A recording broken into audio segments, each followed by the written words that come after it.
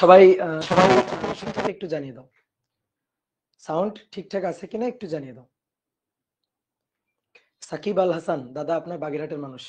আচ্ছা, সাকিব আল হাসান, আমি শিয়াম। ও আচ্ছা, আজকে কি লাস্ট ক্লাস? হ্যাঁ, আজকে লাস্ট ক্লাস, এই অধ্যায়ের আজকে লাস্ট ক্লাস।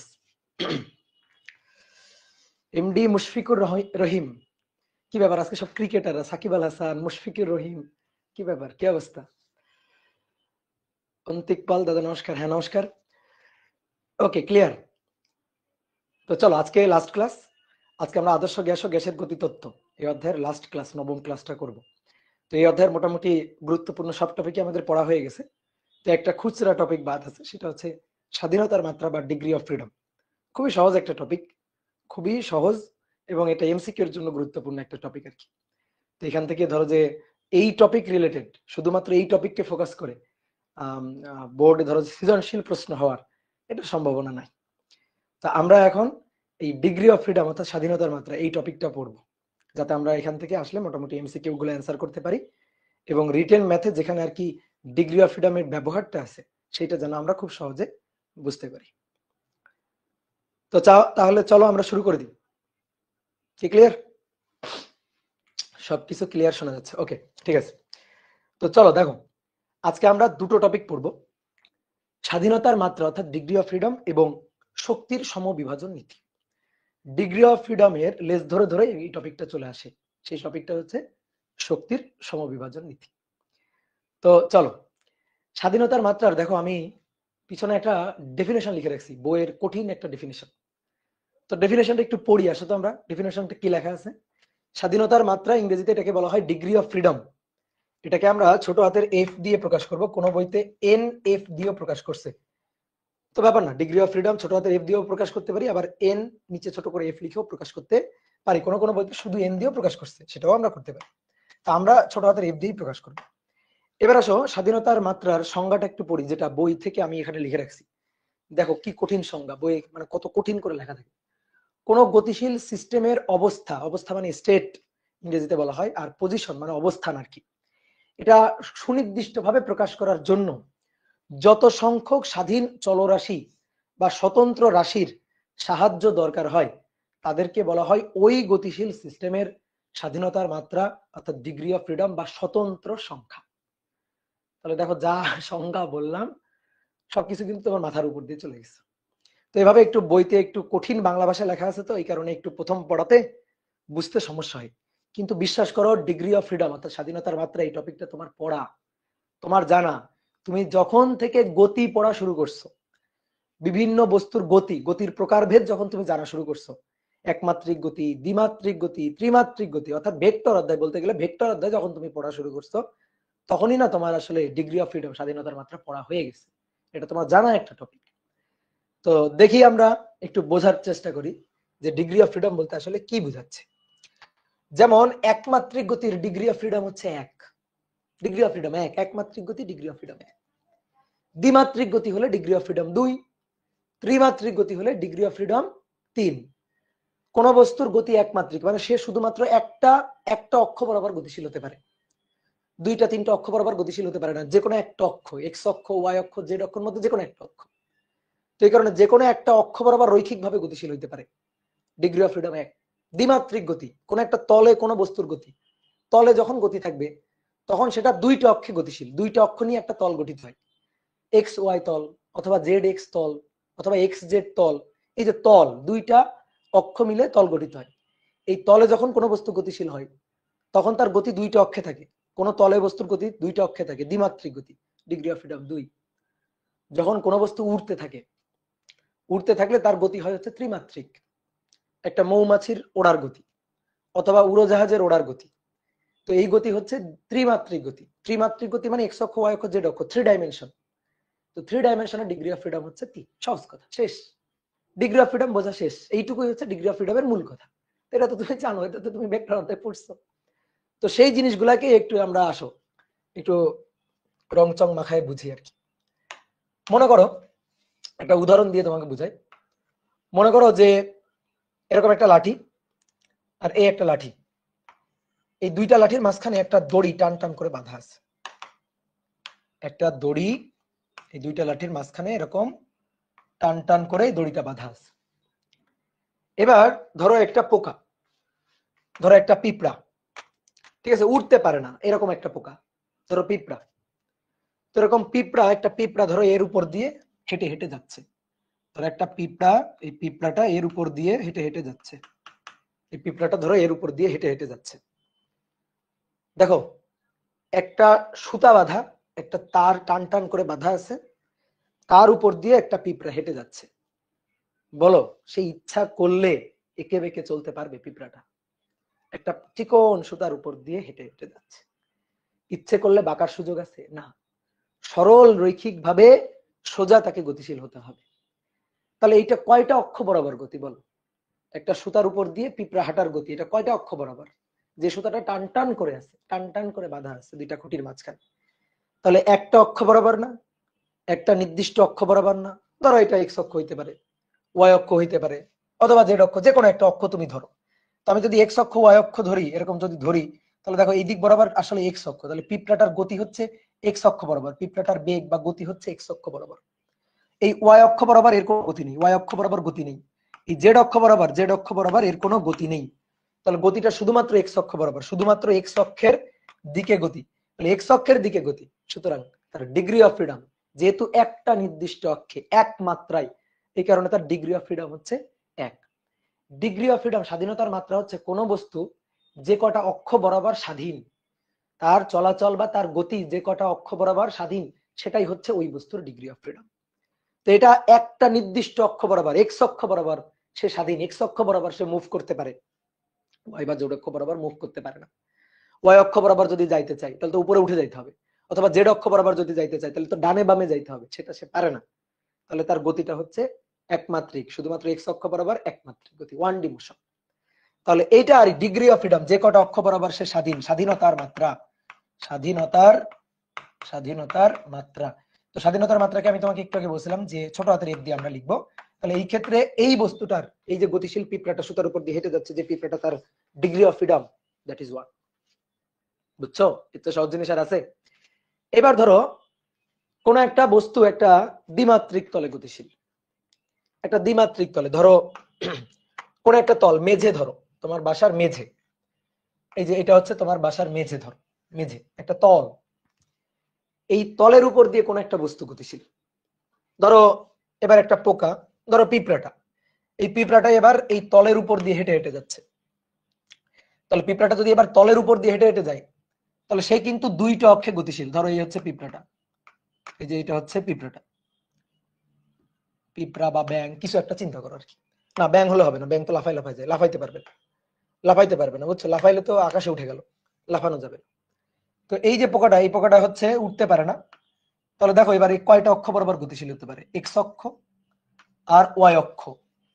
তাহলে একে বেঁকে গেলে সে এক্স অক্ষ বরাবর যাইতে পারে, ওয়াই অক্ষ বরাবর যাইতে পারে, একটা তলে, দ্বিমাত্রিক তলে গতিশীল। উঠতে পারে না কিন্তু, উপরে উঠে যাইতে পারবে না ইচ্ছা হলে।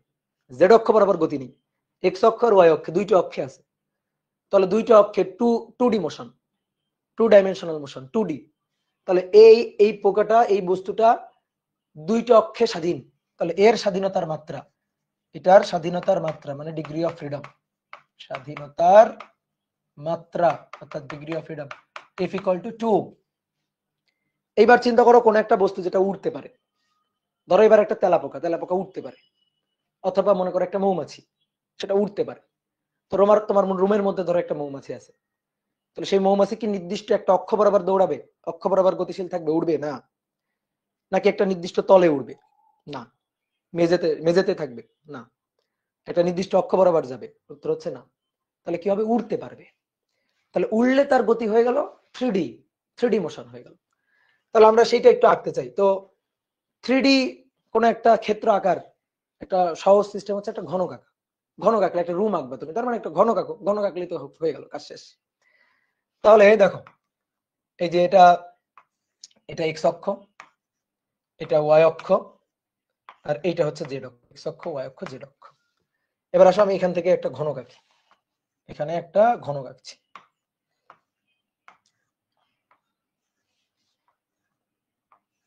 এটা হচ্ছে একটা ঘনক, ঠিক আছে।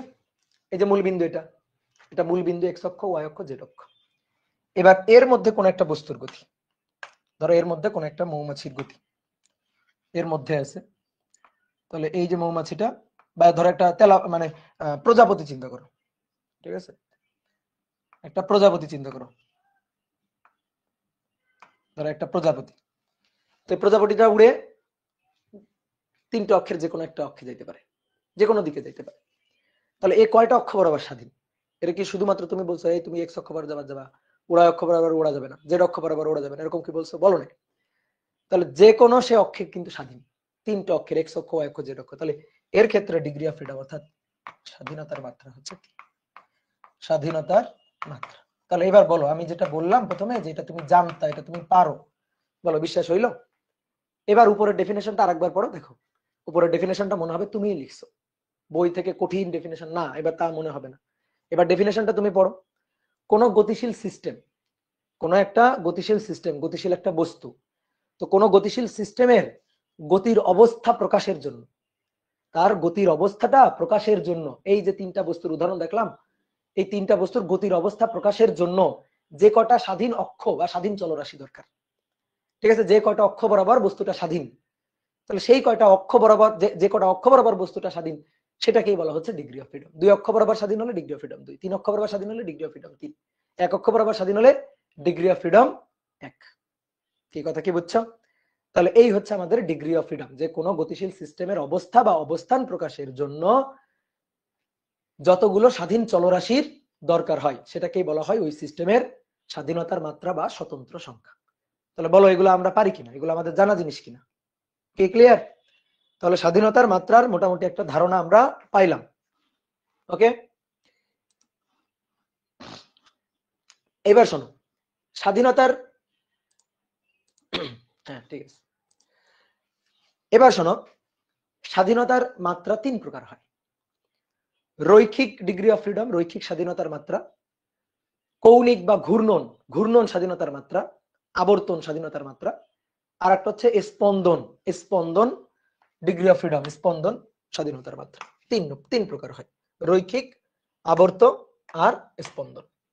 তাহলে আমরা একটু লিখিত ব্যাপারগুলো কি বলছে দেখি। স্বাধীনতার মাত্রা তিন প্রকার,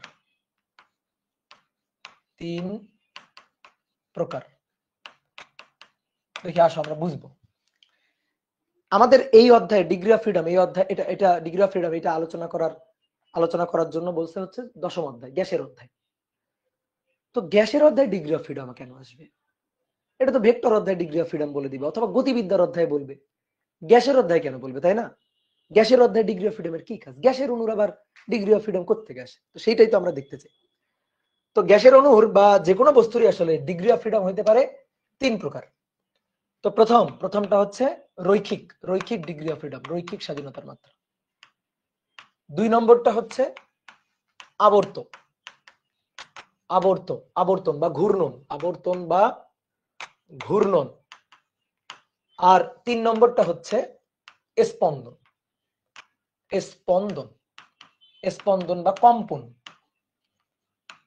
স্পন্দন বা কম্পন। আসো এক এক করে বুঝি। রৈখিক ডিগ্রি অফ ফ্রিডম, কোন একটা বস্তু শুধুমাত্র রৈখিক ভাবে গতিশীল, ঘোরে টোরে না, ঘূর্ণন অক্ষের কথাটা না, কম্পনের কথাটা না, স্পন্দিত হয় না, ঘোরে না, ঘূর্ণন না, শুধুমাত্র রৈখিক গতি, শুধুমাত্র লিনিয়ার মোশন। তো একটা বস্তুর রৈখিক গতি হইতে পারে তিন অক্ষ বরাবর। তাহলে এক্স অক্ষ, ওয়াই অক্ষ আর জেড অক্ষ, এটা এক্স অক্ষ, এটা ওয়াই অক্ষ, এটা জেড অক্ষ, এই যে তিনটা অক্ষ। কোন একটা বস্তু, ধরো একটা বল বা ধরো একটা গ্যাসের অণুর কথা চিন্তা করো, এক পারমাণবিক গ্যাসের একটা অণুর কথা চিন্তা করো, ধরো এই যে অণুটা এখানে আছে, এই যে অণুটা এখানে আছে, অথবা একটা বল। তো এইটার গতি রৈখিক গতি। তো রৈখিক গতি এক্স অক্ষ বরাবর রৈখিক গতি থাকতে পারে যে ভি এক্স, এক্স অক্ষ বরাবর বেগ, ওয়াই অক্ষ বরাবর বেগ থাকতে পারে ভি ওয়াই, জেড অক্ষ বরাবর বেগ থাকতে পারে ভি জেড। গ্যাসের অণু হলে আমরা বলতাম C X, C Y, C Z. তাহলে এই যে তিন অক্ষ বরাবর রৈখিক গতির জন্য তিন অক্ষ বরাবর রৈখিক গতি থাকার কারণে যে ডিগ্রি অফ ফ্রিডম, সেটা হচ্ছে রৈখিক ডিগ্রি অফ ফ্রিডম, অর্থাৎ রৈখিক স্বাধীনতার মাত্রা। তো রৈখিক স্বাধীনতার মাত্রা কয়টা হইতে পারে? তিনটা। 3 অক্ষ বরাবর তিনটা। ধরো কোন বস্তু শুধুমাত্র x অক্ষ বরাবর গতিশীল, তাহলে তার রৈখিক ডিগ্রি অফ ফ্রিডম 1। কোন বস্তু x অক্ষ y অক্ষ দুইটা অক্ষ বরাবরই গতিশীল হতে পারে, দুইটা অক্ষ বরাবরই স্বাধীন, কোন একটা তলে গতিশীল হলে, তাহলে তার রৈখিক ডিগ্রি অফ ফ্রিডম 2, দুইটা। 3 অক্ষ বরাবর গতিশীল, উঠতে পারে, তাহলে তার রৈখিক ডিগ্রি অফ ফ্রিডম 3। সহজ কথা, কি ক্লিয়ার? তাহলে রৈখিক গতির জন্য যে ডিগ্রি অফ ফ্রিডম সেটা হচ্ছে রৈখিক ডিগ্রি অফ ফ্রিডম। রৈখিক গতির জন্য যে ডিগ্রি অফ ফ্রিডম সেটাই হচ্ছে রৈখিক ডিগ্রি অফ ফ্রিডম বা স্বাধীনতার মাত্রা। আচ্ছা, রৈখিক গতির জন্য তার গতিশক্তিও কিন্তু 3 অক্ষ বরাবর। যেমন এক্স অক্ষ বরাবর গতিশক্তি, এক্স অক্ষ বরাবর যদি বেগ থাকে তখন এক্স অক্ষ বরাবর যে গতিশক্তিটা হবে, ধরো এটাকে আমি বললাম ই এক্স, গতিশক্তি E X E K X, that is half, ধরো এর ভর হচ্ছে এম, তাহলে half M V X square. X অক্ষ বরাবর বেগ, তার জন্য এক্স অক্ষ বরাবর গতিশক্তি। ওয়াই অক্ষ বরাবর গতিশীল থাকলে তখন ওয়াই অক্ষ বরাবর গতিশক্তি half M V Y square. Z অক্ষ বরাবর গতিশীল থাকলে E Z, that is half M V Z square. কি বুঝলা? 3 অক্ষ বরাবর বেগ, তো 3 অক্ষ বরাবর গতিশক্তি। ওকে, এবার আসো আবর্তন গতিশক্তি, ঘূর্ণন আবর্তন। তাহলে ঘূর্ণন আবর্তন, এবার বস্তু হচ্ছে ঘুরতে পারবে, বস্তু এবার কি হবে? ঘুরতে পারবে। ঠিক আছে, বস্তু এবার ঘুরতে পারবে।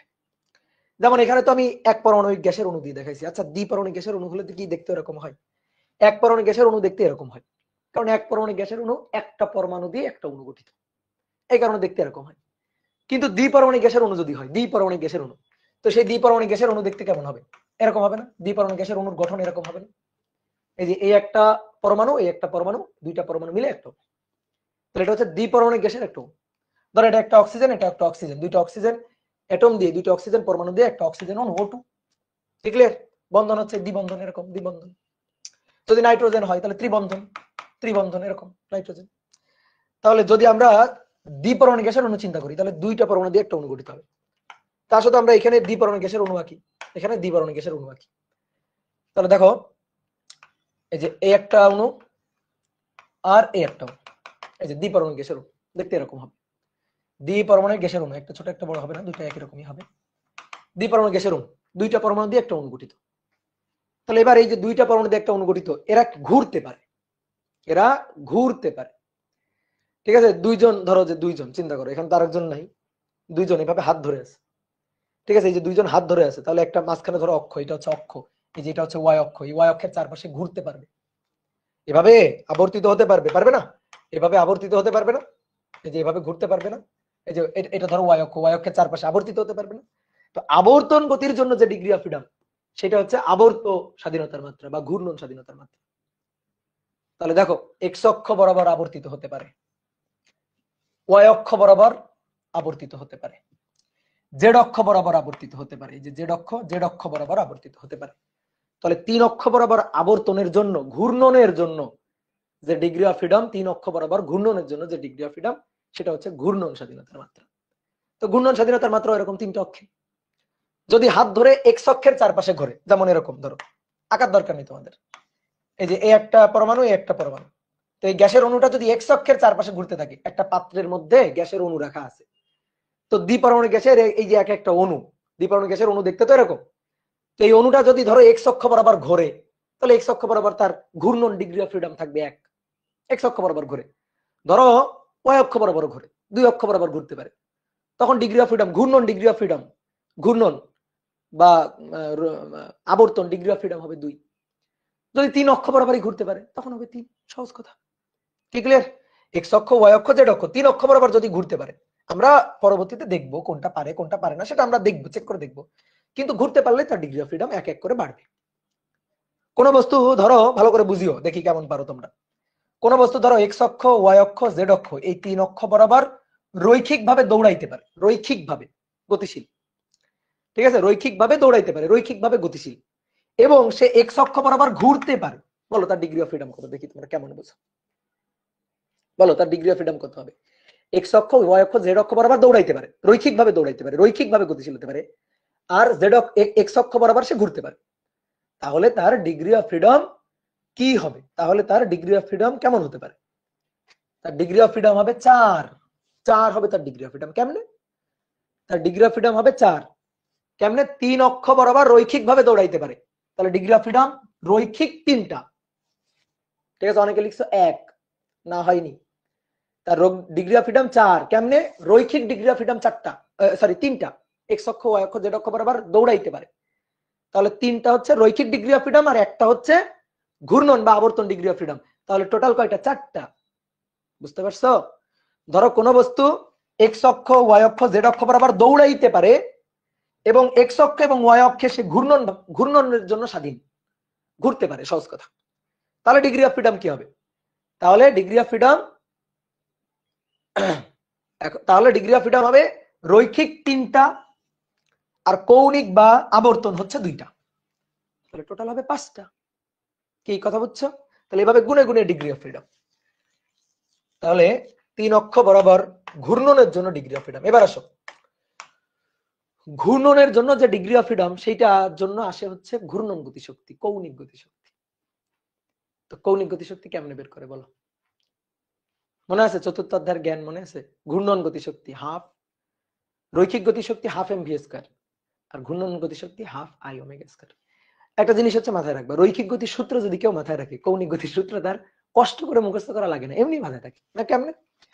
রৈখিক গতিশক্তি হাফ এম বি স্কয়ার, তাহলে কৌণিক হবে হাফের জায়গায় হাফ, এম এর জায়গায় জড়তার ভ্রামক, ভরের জায়গায় দখল করবে জড়তার ভ্রামক, আর ভি এর জায়গা দখল করবে হচ্ছে ওমেগা, ওমেগা স্কয়ার। কি ক্লিয়ার? তাহলে কৌণিক যে গতিশক্তি সেটা হচ্ছে হাফ আই ওমেগা স্কয়ার। তাহলে এর 3টা অক্ষ বরাবর যদি ঘোরে তাহলে 3টা অক্ষ বরাবর কৌণিক গতিশক্তি।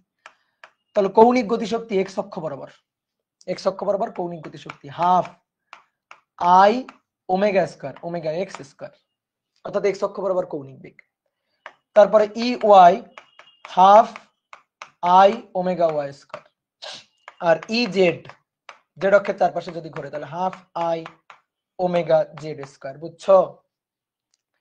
এবার আসো স্পন্দন। স্পন্দন মানে কম্পন। একটা দৃঢ় অবলম্বন থেকে স্প্রিং ঝুলাইছো, স্প্রিং এর মাথায় একটা বস্তু ঝুলাইছো, এই বস্তুটার একটু নিচের দিকে টেনে ছেড়ে দিলে এটা দেখবা দুলতে থাকবে, কখনো এখানে, তারপরে এখানে, তারপরে এখানে, আবার এখানে, এখানে, এখানে, এখানে, এইভাবে স্পন্দিত হতে থাকবে, দুলতে থাকবে। স্পন্দন, কম্পন। তাহলে স্পন্দন, স্পন্দন বা কম্পনের জন্য যে ডিগ্রি অফ ফ্রিডম, স্বাধীনতার মাত্রা, সেটাই হচ্ছে স্পন্দন বা কম্পন ডিগ্রি অফ ফ্রিডম। সহজ কথা, এর চেয়ে সহজ জিনিস আর দুনিয়াতে নাই। এবার ঠিক একইভাবে এটার যেমন এক্স অক্ষ ওয়াই অক্ষ জেড অক্ষ 3টা, এটার যেমন 3টা, ঠিক এটারও 3টা, এটারও ঠিক একই রকম ভাবে হবে 3টা।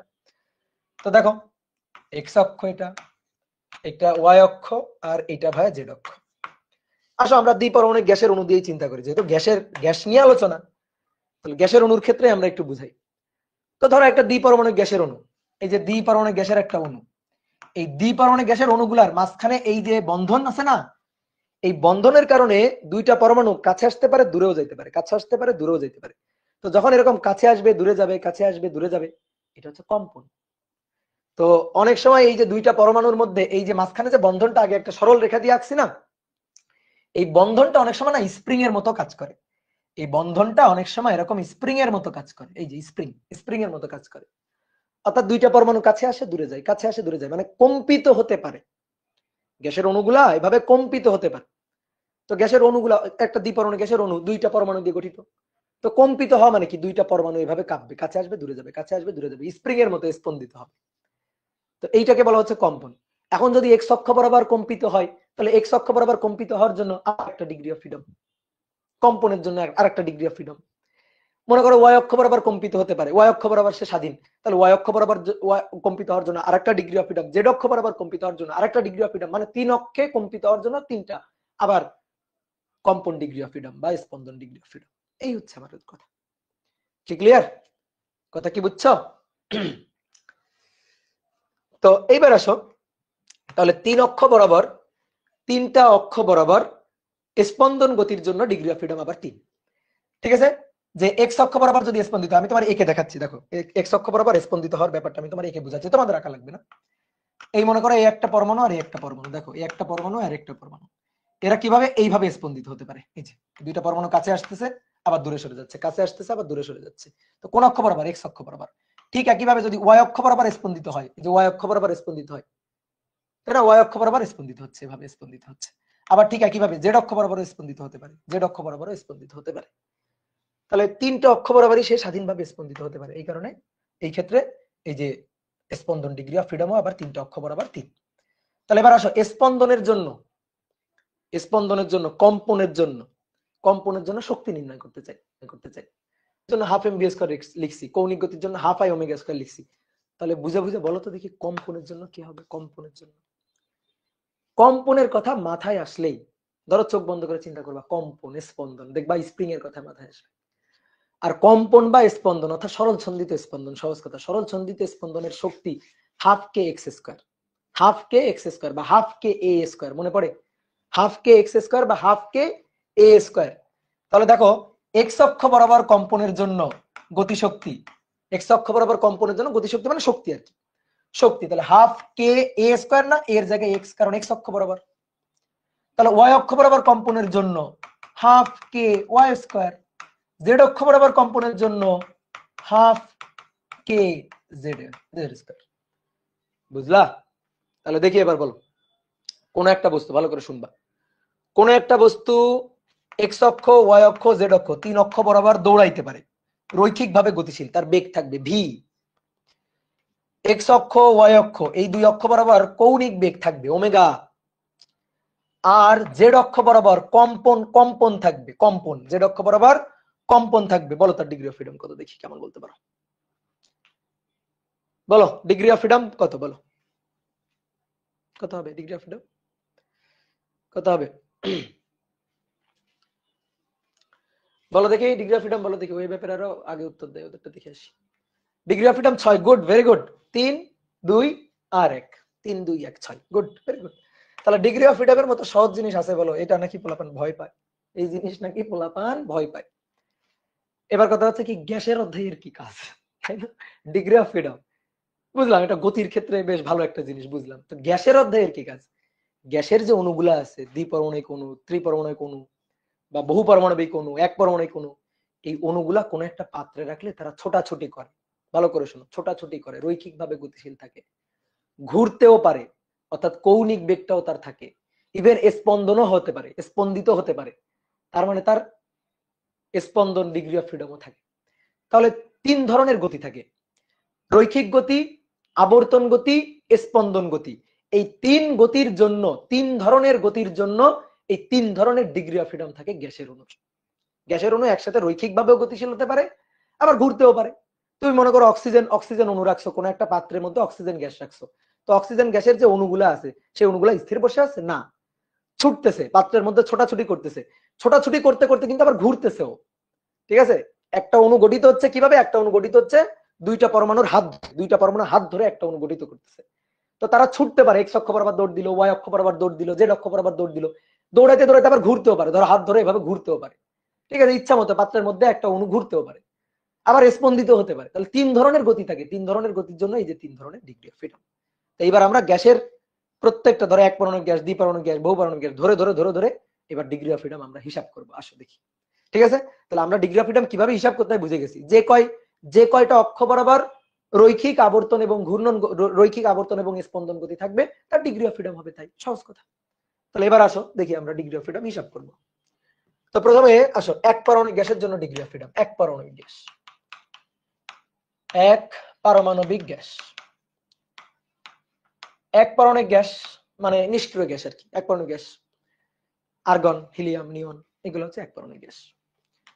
তো এই এক পারমাণবিক গ্যাস এগুলা গঠিত হয় হচ্ছে, এক পারমাণবিক গ্যাসের অণু গঠিত হয় হচ্ছে একটা পরমাণু দিয়ে। যেমন আমি তোমার যদি বলি একটা হিলিয়াম অ্যাটম আঁকো, তো তুমি এরকম একটা বল এঁকে দিয়ে চলে যাবা, যে বলবা ভাই এটাই হচ্ছে একটা হিলিয়াম অ্যাটম, এটাই হচ্ছে হিলিয়ামের একটা অণু, হিলিয়ামের একটা পরমাণু। একটা পরমাণু দিয়ে একটা অণু গঠিত হয়, নিষ্ক্রিয় গ্যাস, এক পারমাণবিক গ্যাস, একটা পরমাণু দিয়ে একটা কি অণু গঠিত হয়। এবার আমরা এই অণুটারে একটু লক্ষ্য করি। এই অণুটা কোন একটা পাত্রের মধ্যে, ধরো একটা পাত্রের মধ্যে একটা সিলিন্ডার, এই সিলিন্ডারের মধ্যে পিস্টন সংযুক্ত করে, পিস্টন দিয়ে একটা এক পারমাণবিক গ্যাস ধরো হিলিয়াম রাখা আছে। তাহলে হিলিয়াম গ্যাসের এই যে অণুগুলা, এই যে এটা হচ্ছে হিলিয়াম গ্যাসের অণুগুলা এই পাত্রের মধ্যে ছুটে বেড়াইতেছে। হিলিয়াম গ্যাসের অণুগুলা পাত্রের মধ্যে এই যে ছুটে বেড়াইতেছে, পাত্রের মধ্যে ছুটে বেড়াইতেছে। তাহলে এই যে অণুগুলা, এগুলা পাত্রের মধ্যে শুধু এক্স অক্ষ বরাবর যাবে, শুধু ওয়াই অক্ষ বরাবর যাবে, শুধু জেড অক্ষ বরাবর যাবে? এই পাত্রের মধ্যে যে অণুগুলো আছে সেই অণুগুলো তো স্বাধীন, পাত্রের মধ্যে ইচ্ছামতো উড়ে বেড়াইতে পারে। এই যে পাত্রের মধ্যে যে গ্যাসের অণুগুলো আছে সেই অণুগুলো তো এক একটা মৌমাছির মতো, এক একটা মৌমাছির মতো, এক একটা প্রজাপতির মতো উড়ে বেড়াইতে পারবে, ইচ্ছা মতো উড়ে বেড়াইতে পারবে। নাকি শুধু একটা ওই যে সুতায় মানে সুতার উপর দিয়ে পিঁপড়া যেভাবে হেঁটে যাচ্ছিল সেইভাবে সরল রৈখিক ভাবে গতিশীল হবে, আঁকা বাঁকা পথে যাবে না, তাই কি হবে না, ছুটে বেড়াবে। তাহলে ছুটে বেড়ালে তিনটে অক্ষ বরাবরই তার গতি থাকে, এক্স অক্ষ, ওয়াই অক্ষ, জেড অক্ষ, তিনটে অক্ষ বরাবরই তার গতি থাকবে, এক্স অক্ষ, ওয়াই অক্ষ, জেড অক্ষ, তিনটে অক্ষ বরাবরই তার গতি থাকবে। এই যে গ্যাসের যে অণুটা, ধরো এই হচ্ছে গ্যাস অণুটা, এই গ্যাস অণুটার এক্স অক্ষ বরাবর বেগ থাকতে পারে, ওয়াই অক্ষ বরাবর রৈখিক বেগ থাকতে পারে, জেড অক্ষ বরাবর রৈখিক বেগ থাকতে পারে, রৈখিক বেগ। তো রৈখিক বেগে যে তিন অক্ষ বরাবর রৈখিক বেগ থাকতে পারে। এইবার কথা হচ্ছে কি, সেটা কি ঘুরতে পারে? উত্তর হচ্ছে না, ঘোরার জন্য অ্যাটলিস্ট দুইজন লাগবে, ঘোরার জন্য অ্যাটলিস্ট দুইজন লাগবে। এটা ঘুরতে পারে কিনা, উত্তর হচ্ছে না, পারে না। যেমন আসো দেখি, এই যে পুরনো জিনিস, চতুর্থ অধ্যায়, জড়তার ভ্রামক। মনে করো এটা এক্স অক্ষ, হ্যাঁ, এই এক্স অক্ষের উপর এখানে ক্ষুদ্র একটা অণু রাখা আছে, এক্স অক্ষের উপর ক্ষুদ্র একটা অণু, ঠিক আছে, এটা এইভাবে ঘুরবে। তাহলে এর জড়তার ভ্রামক কত? জড়তার ভ্রামক নেই, জড়তার ভ্রামক জিরো। কেন জড়তার ভ্রামক জিরো? যদি এমন হইতো, এমন যদি হইতো যে এটা এক্স অক্ষ, এইটা হচ্ছে আর ব্যাসার্ধ, এখানে এম ভরের একটা বস্তু, তাহলে আর ব্যাসার্ধের বৃত্তাকার পথে ঘুরতেছে, তাহলে এর জড়তার ভ্রামক হইতো I equal to M R square, জড়তার ভ্রামক হইতো। কিন্তু এটা একটা ক্ষুদ্র বস্তু যেটা এই অক্ষের উপর অবস্থিত, ক্ষুদ্র বস্তুটা যেটা এই এক্স অক্ষের উপর অবস্থিত, তো এক্স অক্ষের উপর অবস্থিত, এর তো কোনো ব্যাসার্ধই নেই, বা ব্যাসার্ধ অতি নগণ্য, একটা ক্ষুদ্র অণু, গ্যাসের অণুর কথা চিন্তা করো। আর এক্স অক্ষ একটা মানে একটা মনে করো যে চিকন একটা সুতার মতো এক্স অক্ষ, ঠিক আছে, একটা এক্স অক্ষ, আর তার উপর একটা অণু আছে এখানে। তো এই অণুটার ব্যাসার্ধ, এই অণুটার ভর আছে এম, ধরো ব্যাসার্ধ কিন্তু অতি নগণ্য, কারণ এই অক্ষের সাপেক্ষে তার যে ব্যাসার্ধ, ব্যাসার্ধ নেই বললেই চলে, মানে অক্ষের উপরই অবস্থিত। তাহলে অক্ষের উপর অবস্থিত, ব্যাসার্ধ নেই বললেই চলে, তাহলে I equal to M R square, আর নেই বললেই চলে, আর হচ্ছে জিরো। তাহলে এর জড়তার ভ্রামক কত? জড়তার ভ্রামক জিরো। জড়তার ভ্রামক কত? জড়তার ভ্রামক হচ্ছে জিরো। ব্যাসার্ধ অতি নগণ্য, ব্যাসার্ধ নাই বললেই চলে, তাহলে জড়তার ভ্রামক জিরো। তাহলে অক্ষের উপর যদি বসে থাকে, কেউ যদি অক্ষের উপর বসে থাকে, তাহলে এটা ঘুরলেও, দেখো ঘুরলেও তার জড়তার ভ্রামক নেই, আর জড়তার ভ্রামক নেই কারণে তার কোনো ঘূর্ণন গতি শক্তি নেই, ঘূর্ণন গতি নেই, তার ঘূর্ণন গতি নেই। কেমনে নেই? আচ্ছা, E K equal to equal to half I omega square. এবার তুমি বলো আই কত? জিরো, তাহলে গতি শক্তি কত? জিরো। বাট রৈখিক ভাবে বেগ আছে, ভি আছে, তাহলে এক্স অক্ষ বরাবর রৈখিক গতি শক্তি আছে, ওয়াই অক্ষ বরাবর রৈখিক গতি শক্তি আছে, জেড অক্ষ বরাবর রৈখিক গতি শক্তি আছে, কিন্তু ঘূর্ণনের কোনো গতি শক্তি নেই। অনেকে মনে করতে ভাই জেড অক্ষের চারপাশে যদি ঘুরে, তো জেড অক্ষ ধরো, যে মনে করো যে অণুটা যেখানে আছে, ধরো এই হচ্ছে অণুটা, এই অণুটা আছে, তাহলে অণুটা যদি এখানে থাকে, আমি চিন্তা করলাম আচ্ছা এটা হচ্ছে জেড অক্ষ, সরি জেড অক্ষ তো এটা ছিল না, জেড অক্ষ ছিল এইটা, এই যে এটা হচ্ছে জেড অক্ষ, তাহলে এটা হচ্ছে জেড অক্ষ। তো একই তো কথা, জেড অক্ষের উপরে যদি অবস্থিত হয়, তো জেড অক্ষের সাপেক্ষে ঘুরলে তার জড়তার ভ্রামক তো থাকবে না, তো জড়তার ভ্রামক থাকবে না মানে গতিশক্তি থাকবে না, কৌণিক গতিশক্তি বা ঘূর্ণন গতিশক্তি থাকবে। তাহলে এই কারণে দেখো এক পরমাণু গ্যাসের অণুর ঘূর্ণন গতিশক্তি নাই, এক পরমাণু গ্যাসের অণুর ঘূর্ণন গতিশক্তি নাই। তাহলে ঘূর্ণন গতিশক্তি না থাকার কারণে তার কোনো কৌণিক কৌণিক বা আবর্ত ডিগ্রি অফ ফ্রিডম নাই। তাহলে তার ডিগ্রি অফ ফ্রিডম দেখো ভালো করে বুঝি আমরা, আসো, রৈখিক ডিগ্রি অফ ফ্রিডম, রৈখিক ডিগ্রি অফ ফ্রিডম হচ্ছে 3। আবর্ত ডিগ্রি অফ ফ্রিডম, আবর্ত নাই, আবর্ত নাই তো জিরো। স্পন্দন, স্পন্দন হবে কি? দুইজন থাকলে না স্পন্দিত হবে, কাঁপবে এভাবে, একটা বন্ধন থাকবে, আর বন্ধন থাকলে এভাবে বন্ধনে কাঁপতে থাকবে, স্পন্দিত হতে থাকবে। নাই তো, একজন আছে, একজন আবার স্পন্দিত হয় নাকি? তাহলে স্পন্দন বা কম্পন, কম্পন কম্পন ডিগ্রি অফ ফ্রিডম নাই, তাহলে অতএব টোটাল ডিগ্রি অফ ফ্রিডম, মোট স্বাধীনতার মাত্রা, তাহলে মোট স্বাধীনতার মাত্রা এফ, দ্যাট ইজ 3। তাহলে আজকে থেকে মুখস্থ করে নাও, এক পরমাণু গ্যাস, হিলিয়াম, নিয়ন, আর্গন, এগুলা সবার ডিগ্রি অফ ফ্রিডম হচ্ছে 3। শেষ, বহুত কাজে লাগবে, ঠিক আছে। সেকেন্ড ইয়ারের মনে করো থার্মোডাইনামিক্স এর যে চ্যাপ্টারটা আছে, ওই চ্যাপ্টারটা যখন তোমরা পড়বা তখন দেখবে এগুলা কাজে লাগবে। এবার আসো, এক পরমাণু গ্যাস গেল, এবার আসো দ্বিপারমাণবিক গ্যাস, দ্বিপারমাণবিক গ্যাস, দ্বিপারমাণবিক গ্যাস। দ্বিপারমাণবিক গ্যাসের নাম বলো তো দুই একটা। অক্সিজেন, হাইড্রোজেন, নাইট্রোজেন, দ্বিপারমাণবিক গ্যাস। মনে করো কোনো একটা পাত্রে এবার দ্বিপারমাণবিক গ্যাস রাখা আছে, সিলিন্ডার, এই সিলিন্ডার পাত্রে পিস্টন সংযুক্ত করে একটা দ্বিপারমাণবিক গ্যাস রাখা আছে। দ্বিপারমাণবিক গ্যাসের অণু, দুটো পরমাণু দিয়ে একটা অণু গঠিত। আমি আঁকবো এটা, ভালো করে দেখো, খেয়াল করো, একটা পরমাণু দিয়ে একটা অণু গঠিত, এটা কিন্তু একটা অণু, বুঝছো, এটা একটা অণু।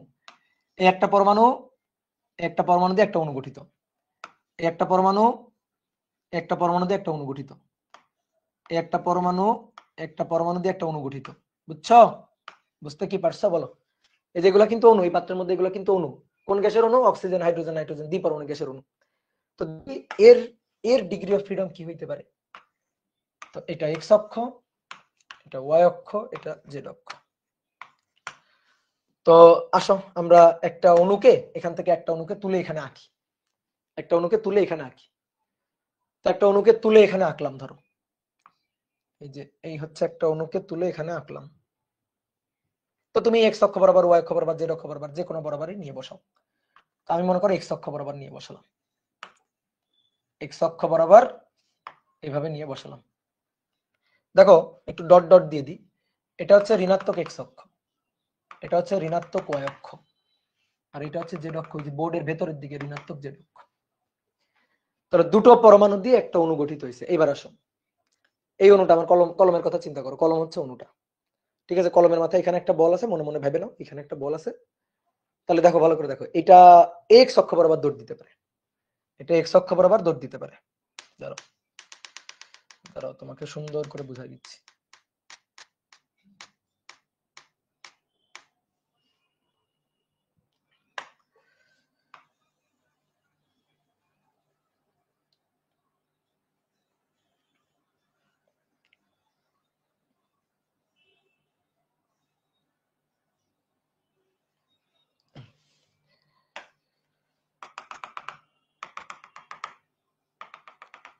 দেখো এই যে অণুটার দিকে তাকাও, এই যে অণুটা আঁকছি এখানে, অণুটা যেটা আঁকছি দুইটা পরমাণু দিয়ে একটা অণু গঠিত হয়েছে, সেই অণুটার গতিটা ভালো করে দেখো, খেয়াল করো।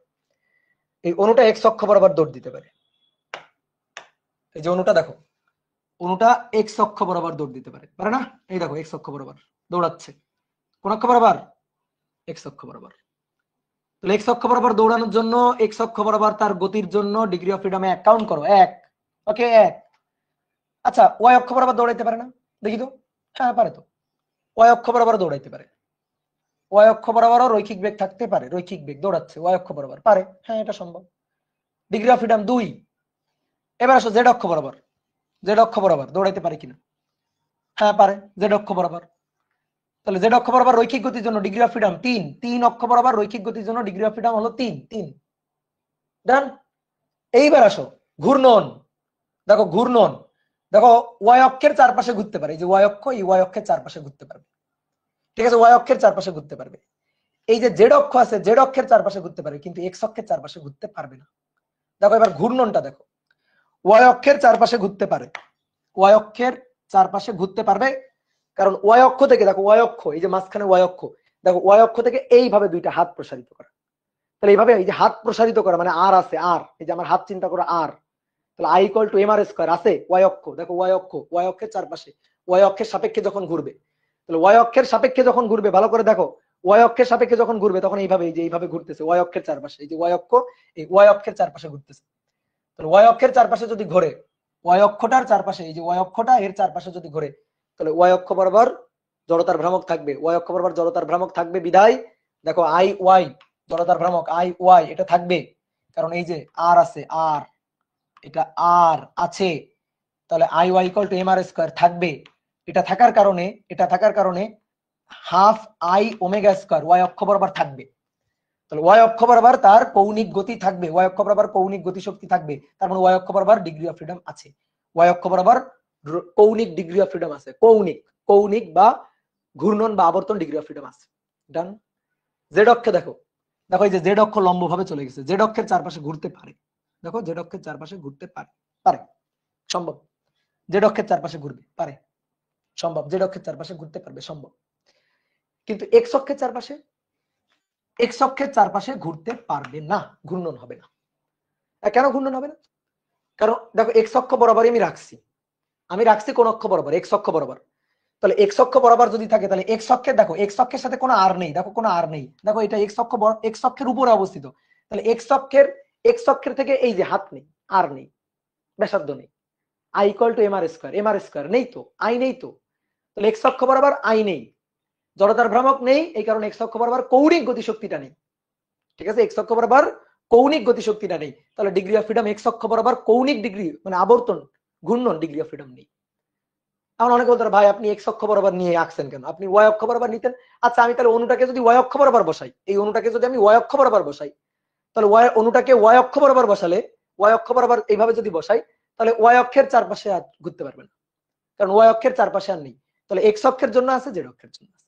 তার মানে তুমি যেভাবে বসাও না কেন, এক্স অক্ষ ওয়াই অক্ষ জেড অক্ষ যেভাবে তুমি বসাও না কেন, একটা অক্ষ থাকবে না, বাকি দুইটা থাকবে। একটা অক্ষ থাকবে না, বাকি দুইটা থাকবে। যেমন তুমি এই কলমটার কথা চিন্তা করো, দেখো এই কলমটার এইটা হচ্ছে এক্স অক্ষ, এইটা হচ্ছে ওয়াই অক্ষ, আর তোমাদের দিকটা হচ্ছে জেড অক্ষ। জেড অক্ষ, ওয়াই অক্ষ, এক্স অক্ষ, বুঝছো? দেখো খেয়াল করো, কলমটাকে আমি ঘুরাবো, এই যে এটা ওয়াই অক্ষ, এটা ওয়াই অক্ষ, তো দেখো ওয়াই অক্ষের চারপাশে ঘোরাতে পারছি, এই যে ওয়াই অক্ষের চারপাশে ঘোরাতে পারছি, ঠিক ক্লিয়ার? এবার তোমাদের দিকটা হচ্ছে জেড অক্ষ, জেড অক্ষের চারপাশে ঘোরাবো, ভালো করে দেখো, এই যে জেড অক্ষের চারপাশে ঘোরাতে পারছি, জেড অক্ষের চারপাশে ঘোরাতে পারছি। কিন্তু এবার এক্স অক্ষ, এই যে এটা হচ্ছে এক্স অক্ষ, এক্স অক্ষ বরাবর ঘোরাতে পারলে দেখি, এক্স অক্ষ এটা, এক্স অক্ষ বরাবর ঘোরাতে পারলে এই যে দেখো এবার আর এইভাবে ঘুরবে। তো এইভাবে ঘুরলে তো ওই এক্স অক্ষের পরেই অবস্থিত, এক্স অক্ষের উপরেই তো ঘুরতেছে, এক্স অক্ষ থেকে তো আর নেই, আর নেই এই কারণে এক্স অক্ষ বরাবর আর কৌণিক গতি নেই, কৌণিক গতি শক্তি নেই। তাহলে কৌণিক গতি শক্তি আছে মাত্র দুইটা অক্ষ, বুঝলা? যদি আরো ভেঙে দেখাই, তাহলে দেখো আরো ভেঙে দেখাই, তাহলে এক্স অক্ষ বরাবর তার রৈখিক বেগ আছে ভি এক্স, ওয়াই অক্ষ বরাবর দৌড়াইতে পারে ভি ওয়াই, জেড অক্ষ বরাবর দৌড়াইতে পারে ভি জেড, বুঝছো? V Z. এবার এক্স অক্ষ ওয়াই অক্ষের চারপাশে ঘুরতে পারে, তাহলে আই ওয়াই আছে, জেড অক্ষের চারপাশে ঘুরতে পারে আই জেড আছে, কিন্তু আই এক্স নেই, আই এক্স কিন্তু জিরো, আই এক্স কিন্তু জিরো। তাহলে দেখো ভালো করে দেখো, half M V X square আছে, half M V Y square আছে, half M V Z square আছে, তিন অক্ষ বরাবর রৈখিক গতিশক্তি আছে। Half I X omega square বা ওমেগা এক্স স্কোয়ার নাই, নাই, আই এক্স জিরো নাই। Half I Y omega square বা ওমেগা ওয়াই স্কোয়ার আছে, half I Z omega square আছে, তাহলে আছে দুটো আর তিনটে, তাহলে মোট ডিগ্রি অফ ফ্রিডম 5টা। ঠিক আছে, অনেকে লিখতেছো 6, 6 হবে না তো, 6 হবে না তো, কৌণিক বা রৈখিক মানে ঘূর্ণন বা আবর্তন একটা বাদ চলে গেছে তো, তাহলে 5। তুমি যদি বলো ভাই আপনি এক্স অক্ষ বরাবর বসাচ্ছেন, আমি ওয়াই অক্ষ বরাবর বসাবো, বসাও না, ওয়াই অক্ষ বরাবর বসাও, তাহলে ওয়াই অক্ষটা থাকবে না, এটাই হচ্ছে কথা, ওয়াই অক্ষ এটাই থাকবে না। ঠিক আছে, এবার অনেকে বলতো ভাই এটার ক্ষেত্রে কি এসএইচএমটা নেই, মানে সিম্পল হারমোনিক মোশন স্পন্দনটা নেই? না, দ্বিপরমাণু গ্যাসের জন্য স্পন্দন নেই। ঠিক আছে, এটা আমি ধরো যে জানি তোমারে বললাম, তুমি একটু বিশ্বাস করো আমারে নাকি? দ্বিপারমাণিক গ্যাস অণুর জন্য স্পন্দন নেই, দ্বিপারমাণিক গ্যাস অণু স্পন্দিত হয় না। কি ক্লিয়ার? তাহলে আসো এটার তাহলে আমরা একটু লিখি, একটু ভেঙে চুরে লিখি। রৈখিক ডিগ্রি অফ ফ্রিডম, রৈখিক ডিগ্রি অফ ফ্রিডম ছোট হাতের এফ, সরি রৈখিক ডিগ্রি অফ ফ্রিডম 3, আর আবর্ত ডিগ্রি অফ ফ্রিডম, আবর্ত ডিগ্রি অফ ফ্রিডম হচ্ছে 2। স্পন্দন ডিগ্রি অফ ফ্রিডম নাই, স্পন্দিত হবে না। ঠিক আছে, দ্বিপরমাণু গ্যাস অণুর ক্ষেত্রে এইটুকু বিশ্বাস করে স্পন্দিত হবে না। তাহলে অতএব স্বাধীনতার মাত্রা, অতএব স্বাধীনতার মাত্রা এফ 5, 3, 2 যোগ করে 5, টোটাল ডিগ্রি অফ ফ্রিডম হচ্ছে 5। কি ক্লিয়ার? বুঝতে পারছো? একজন লিখছো কেন ভাই, কেন ভাই, এটা তো আসলে বলতে পারতেছি না। ঠিক আছে, তবে দ্বিপরমাণু গ্যাস অণুর জন্য স্পন্দন থাকে না, আপাতত বিশ্বাস করো। ঠিক আছে, সব জানতে গেলে অনেক আলোচনা চলে আসবে। ঠিক আছে, তবে আইডিয়াল গ্যাসের জন্য নরমালি আইডিয়াল গ্যাসের জন্য ভাইব্রেশনাল যে এনার্জিটা, এটা আসলে তেমন থাকে না বলতে গেলে, সহজ কথা। ঠিক আছে, আইডিয়াল গ্যাসের জন্য ভাইব্রেশনাল যে কাইনেটিক এনার্জি, এটা আসলে থাকে না আইডিয়াল গ্যাস ধরলে, এটা হচ্ছে কথা। এবার তাহলে দেখো এক পারমাণবিক দ্বিপারমাণবিক গেল, এবার আসো তো ত্রিপারমাণবিক একটা উদাহরণ বল। ত্রিপারমাণবিক গ্যাস বলে আসলে কিছু না, আমরা সবকিছুকে ঢালাও ভাবে বহু পারমাণবিক বলে চালাই দিই। তো তারপরেও যেহেতু আমরা বিগিনার আর কি, একটু শিখতেছি এখন, তাহলে ত্রিপারমাণবিক ধরে নিই, ত্রিমাত্রিক লিখে ফেলছি, ত্রিপারমাণবিক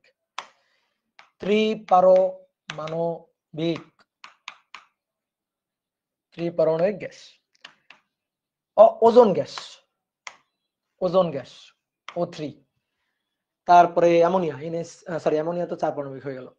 carbon dioxide CO2, carbon dioxide. তার সাথে প্রথমে একটা উদাহরণ দেখি, ওজোন। ওজনের স্ট্রাকচারটা দেখো, ওজনের স্ট্রাকচারটা কেমন।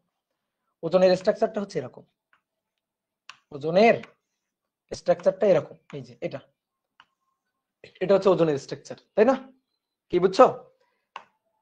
একটু ছোট করে আঁকি। ওজনের স্ট্রাকচারটা এরকম। তাহলে এবার তিনটা অক্ষ চিন্তা করি, এক্স অক্ষ, ওয়াই অক্ষ, জেড অক্ষ। এটারে যে কোনো ভাবে এক্স অক্ষ, ওয়াই অক্ষ, জেড অক্ষ যে কোনো জায়গায় তুমি যে কোনো ভাবে বসাও, যে কোনো জায়গায় যে কোনো ভাবে তুমি বসাও, যে কোনো জায়গায় যে কোনো ভাবে। ধরো আমরা এভাবে বসালাম, এইটা একটা অক্সিজেন, এইটা একটা অক্সিজেন,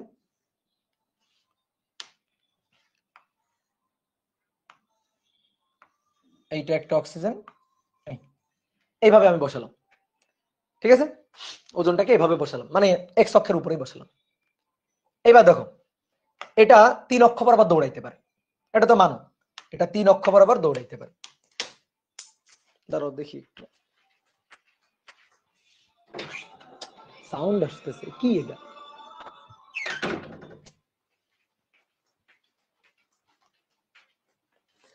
দেখো, তাহলে 3 অক্ষ বরাবর এটা দৌড়াইতে পারবে। তো দৌড়ানোর ব্যাপারটা কি আর ভেঙে বলা লাগবে? Vx থাকবে, Vy থাকবে, Vz থাকবে। তাহলে 3 অক্ষ বরাবর দৌড়াবে, তাহলে রৈখিক ডিগ্রি অফ ফ্রিডম হচ্ছে 3। এইবার আসো ঘূর্ণন, একটু ঠান্ডা মাথায় চিন্তা করো। দেখো, এক্স অক্ষের চারপাশে যখন ঘুরবে, তখন এটা এক্স অক্ষের উপর, তাহলে এর জড়তার ভ্রামক নেই, মানলাম। এটা এক্স অক্ষের উপর, এর জড়তার ভ্রামক নেই, মানলাম। কিন্তু এইটা তো এক্স অক্ষ থেকে দূরে আছে, দেখো তো এটা এক্স অক্ষ থেকে দূরে আছে না? তাহলে এর তো ঘুরতে থাকলে এ তো ঘুরবে, এ তো এক্স অক্ষের চারপাশে এইভাবে ঘুরবে না?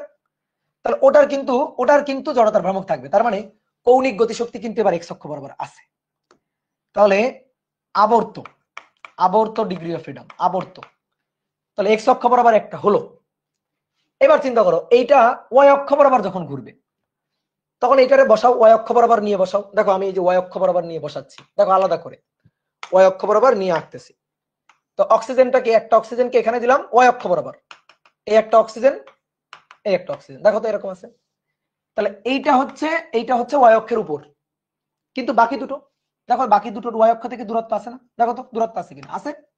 তাহলে দূরত্ব আছে, তার মানে এর জড়তার ভ্রামক আছে, এর জড়তার ভ্রামক আছে। তাহলে এর জড়তার ভ্রামক, এই দুটার কিন্তু জড়তার ভ্রামক আছে, বুঝছো? আছে।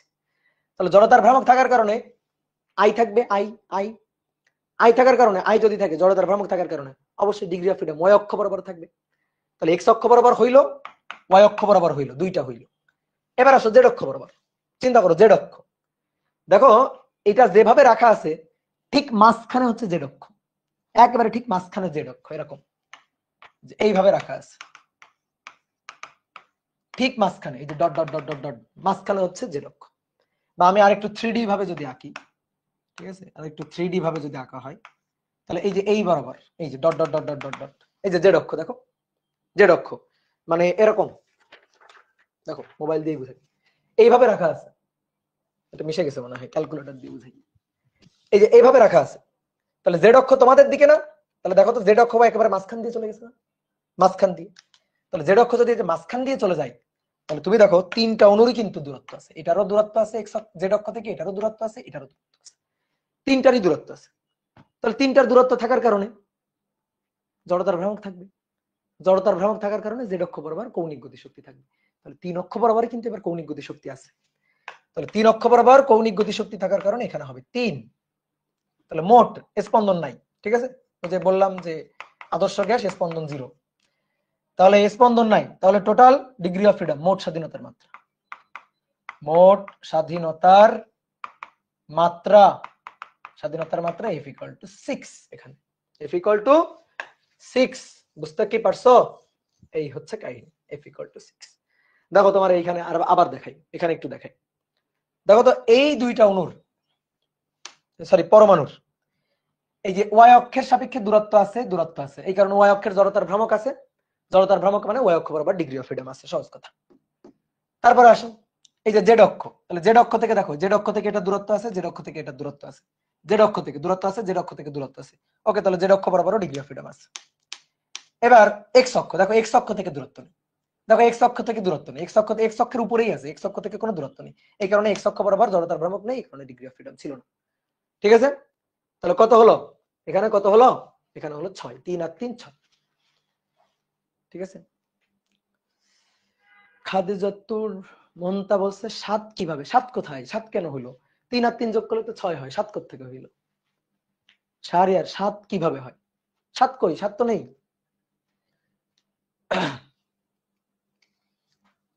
ঠিক আছে, 7 কোথায়, 7 কোথায় হলো, 7 কোথায় লিখছি? 3 আর 3 যোগ করলে কত হয়? যোগ বলে গেছি আমি, 3 আর 3 যোগ করলে তো 6 হয়। যদি স্ট্রেট লাইন ত্রিমাত্রিক হয়, স্ট্রেট লাইন ত্রিমাত্রিক কেন হবে? ট্রিঅ্যাটমিক হয়। ভাই আগে 7 পড়ছি, আগে 7 পড়ছি, ও আচ্ছা 7 পড়লেও সেটা আলাদা কথা, কিন্তু এখানে হিসাব করে কত পাইলাম, হিসাব করে আমরা কত পাইলাম, হিসাব করে কত পাইলাম, এখানে দেখে আমরা কত পাইলাম, দেখে আমরা তো 3 মানে 6 পাইলাম, তাই না? 7 তুমি পড়ে থাকলে আলাদা কথা, 7 যদি তুমি পড়ে থাকো সেটা আলাদা কথা, এখানে আমরা তো 6 পাইলাম নাকি, 3 আর 3 যোগ করে কত পাইলাম? 6। তাহলে এই হচ্ছে কাহিনী, 3 আর 3 যোগ করে 6 পাইলাম। তাহলে এইভাবে আমরা ডিগ্রি অফ ফ্রিডম দেখো বুঝতে পারি, এইভাবে ডিগ্রি অফ ফ্রিডম হিসাব করে আমরা বুঝতে পারি। এইবার শোনো, আসো দেখো কি লেখা আছে, গ্যাস অণুর ডিগ্রি অফ ফ্রিডম স্বাধীনতার মাত্রা নির্ণয়ের সহজ উপায়। খুব সহজে ডিগ্রি অফ ফ্রিডম আমরা হিসাব করব, খুব সহজে। আগে আমি একেবারে বেসিক বুঝালাম তোমাকে, একেবারে কিভাবে দেখো ডিগ্রি অফ ফ্রিডম নির্ণয় করা হয় সবকিছু তোমাকে বুঝালাম। এবার একটা শর্টকাট, কোন গ্যাস অণুর ডিগ্রি অফ ফ্রিডম বের করার জন্য একটা সূত্র আছে, ডিগ্রি অফ ফ্রিডম এফ। এটা বের করার জন্য খুবই বিখ্যাত একটা সূত্র, 3x - y, degree of freedom nf or f equal to 3x - y। x কি? x হচ্ছে যতগুলো কণা, কণা বা অ্যাটম দিয়ে গঠিত, অ্যাটম দিয়ে অণুটি গঠিত। আর ওয়াই কি? ওয়াই হচ্ছে বন্ধন অথবা নিরপেক্ষ শর্ত বা বাধা, নিরপেক্ষ শর্ত বা বাধা। তো আসো বুঝি, এই সূত্রে বসাই দিলেই কাজ শেষ, এবার আসো আমরা বুঝি। এখানে লেখা আছে আমাদের, এই যে এখানে, এই যে দ্বিপারমাণবিক গ্যাসের ক্ষেত্রে চিন্তা করো, দ্বিপারমাণবিক গ্যাস, অক্সিজেন, হাইড্রোজেন, নাইট্রোজেন, দ্বিপারমাণবিক গ্যাস। তো দ্বিপারমাণবিক গ্যাস, অক্সিজেন হলে O double bond O, nitrogen হলে N ট্রিপল বন্ড N। ঠিক আছে, ক্লিয়ার? অক্সিজেনের ক্ষেত্রে, নাইট্রোজেনের ক্ষেত্রে এরকম। তো এবার সূত্রটা কি শিখলাম আমরা জানো, F equal to 3x - y। দেখি তো এটা আসে কিনা। তাহলে 3 into x কতগুলো কণা দ্বারা গঠিত, কতগুলো অ্যাটম দ্বারা গঠিত? দ্বিপারমাণবিক গ্যাস কয়টা অ্যাটম দ্বারা গঠিত? 2টা। তাহলে x এর মান 2 বিয়োগ y মানে বন্ধন। দ্বিপারমাণবিক গ্যাস, দুইটার মধ্যে বন্ধন একটা, দেখো দুইটার মধ্যে বন্ধন কয়টা? একটা। এই যে n তিনটার মধ্যে বন্ধন কয়টা? তিনটার মধ্যে বন্ধন কয়টা? একটা। অনেকে ভাবে 2টা 3টা, অনেকে ভাবে ভাই বন্ধন এই যে মানে ডাবল বন্ড আর এটা যে ট্রিপল বন্ড, তাহলে এর বন্ধন হচ্ছে 2, এর বন্ধন হচ্ছে 3। ভুল, এটা ডাবল বন্ড কিন্তু বন্ড কয়টা? একটা। এটা ট্রিপল বন্ড কিন্তু বন্ড কয়টা? দুইটা। এর মধ্যে সম্পর্ক কয়টা? এটার আর একটা সুন্দর নাম দিয়ে দাও, এই যে এটা এখানে আর একটা সুন্দর নাম দিয়ে দিই, বন্ধন বা নিরপেক্ষ শর্ত বা বাধা বা মনে করো অন্যয় বা সম্পর্ক কয়টা? অন্যয় বা সম্পর্ক।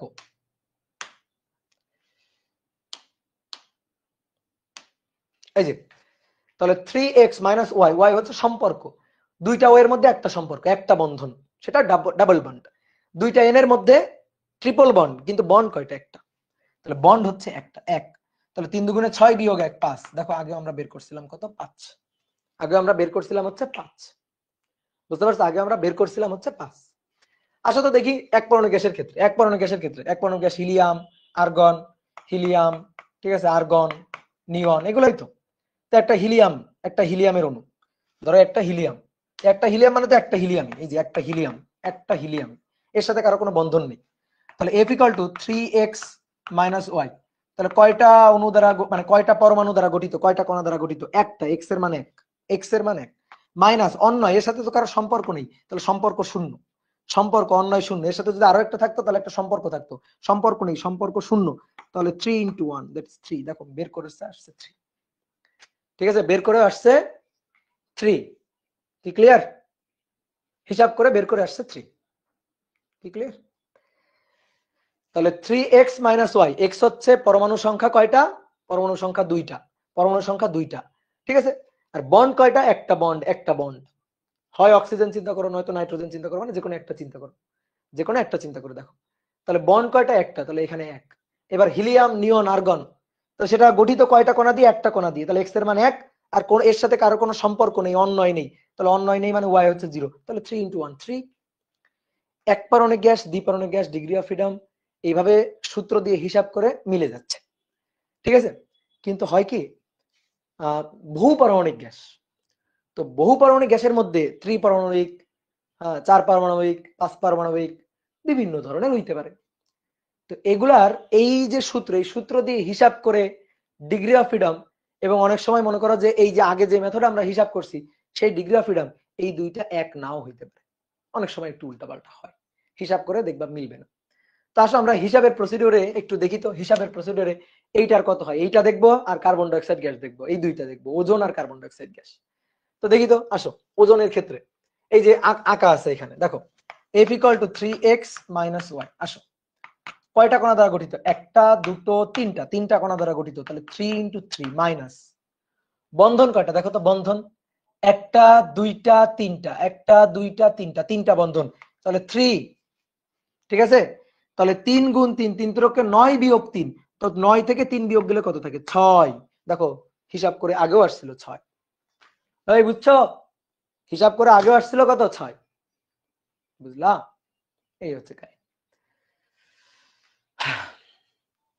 এইবার শোনো, দেখো এগুলা মোটামুটি সুন্দর করে সূত্র দিয়েও যা হয়েছে, আর এমনি আমরা আগে কমন সেন্স খাটায় বুঝে বুঝে বুঝে বুঝে বের করছি ডিগ্রি অফ ফ্রিডম, সেটাও একই মিলে গেছে। কিন্তু কিছু কিছু জিনিসের সূত্র দিয়ে আর কমন সেন্স খাটায় করলে দুটো মেলে না। এই না মেলার কারণটা হচ্ছে অণুর আণবিক বিন্যাস, আণবিক গঠনের কারণে অনেক সময় মেলে না, অণুর আণবিক গঠনের কারণে অনেক সময় মেলে না। তো যেমন একটা উদাহরণ, খুবই ইম্পর্টেন্ট একটা উদাহরণ, সেটা হচ্ছে carbon dioxide gas. Carbon dioxide এর ডিগ্রি অফ ফ্রিডম কত? এর স্বাধীনতার মাত্রা কত? স্বাধীনতার স্বাধীনতার মাত্রা কত? স্বাধীনতার মাত্রা, আসো দেখি হিসাব করি। CO2, তাহলে সি মাঝখানে, এই পাশে একটা অক্সিজেন, এই পাশে একটা অক্সিজেন, কার্বনের সাথে কার্বনের দেখো হাত হচ্ছে এই যে 4, মানে যোজনী 4, অক্সিজেনের 2, অক্সিজেনের 2 মিলে গেছে। কার্বন ডাইঅক্সাইড অণুর গঠন হচ্ছে সরল রৈখিক, তাই কিনা? কার্বন ডাইঅক্সাইড অণুর গঠন কেমন? সরল রৈখিক, এই যে অণুর গঠন সরল রৈখিক, জানো তো সবাই, কার্বন ডাইঅক্সাইড অণুর গঠন হচ্ছে সরল রৈখিক। দ্বিপারমাণবিক গ্যাসের যেমন সরল রৈখিক, দ্বিপারমাণবিক গ্যাসের যেমন সরল রৈখিক, ঠিক তেমনি কার্বন ডাইঅক্সাইড গ্যাস দ্বিপারমাণবিক গ্যাস না হওয়া সত্ত্বেও এর গঠনটা হচ্ছে, আণবিক গঠনটা হচ্ছে সরল রৈখিক। এর ডিগ্রি অফ ফ্রিডমটা আমরা বের করতে চাই, আসলে সূত্র দিয়ে বের করব। f = 3x - y, কয়টা অণু দ্বারা গঠিত? 1 2 3, মানে সরি পরমাণু বা কণা দ্বারা গঠিত 1 2 3, তিনটা, তাহলে 3 × x3।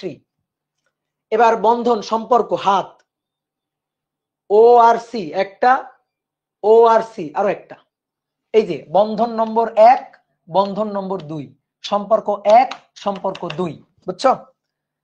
4 বানায়ও না, 1 2 3 4, 4 বানায়ও না, 2, সম্পর্ক কয়টা? 2টা, ঠিক আছে। তাহলে সম্পর্ক হচ্ছে 2টা মাইনাস হচ্ছে 2, তাহলে 3 × 9, 9 বিয়োগ 2, 9 থেকে 2 বিয়োগ দিলে কত থাকে? 7। হিসাব করে কত আসে? 7। ফর্মুলা দিয়ে কত আসে? 7। এইবার দেখো আমি এমন একটা কথা বলবো, সেটা শুনে তোমার মনে হবে যে ধুর ছাই কি বলে এগুলা। শোনো ভালো করে, শোনো ভালো করে, কান পরিষ্কার করে শোনো। এবার কার্বন ডাইঅক্সাইডের ডিগ্রি অফ ফ্রিডম সূত্র দিয়ে হিসাব করে আসে 7, আমাদের বইগুলোতে লেখা হচ্ছে 6, কিন্তু কার্বন ডাইঅক্সাইডের ডিগ্রি অফ ফ্রিডম হচ্ছে 5, বুঝলা? কার্বন ডাইঅক্সাইড গ্যাসের ডিগ্রি অফ ফ্রিডম হচ্ছে 5। তাহলে কি হইলো যে ভাই কি বললেন? এটা সূত্র দিয়ে হিসাব করে আসে 7, বইগুলোতে লেখা আছে 6, কিন্তু আসলে 5। এবার কথা হচ্ছে কেমনি কি? দেখো হিসাব করে 7 আসছে, এটা তো আমি তোমার বুঝাই দিলাম, এই কার্বন ডাইঅক্সাইড নিয়েই হচ্ছে যত কাহিনী, এটা এই ব্যতিক্রমটা নিয়েই হচ্ছে কাহিনী। কার্বন ডাইঅক্সাইড গ্যাস হিসাব করে আসলো 7, সেটা আমি তোমার দেখা দিলাম। এইবার শোনো, কার্বন ডাইঅক্সাইড গ্যাসের ডিগ্রি অফ ফ্রিডম এটা আসলে 5। কেন 5? কারণ দ্বিপরমাণু গ্যাসের যেমন 5 ঠিক তেমনি 5।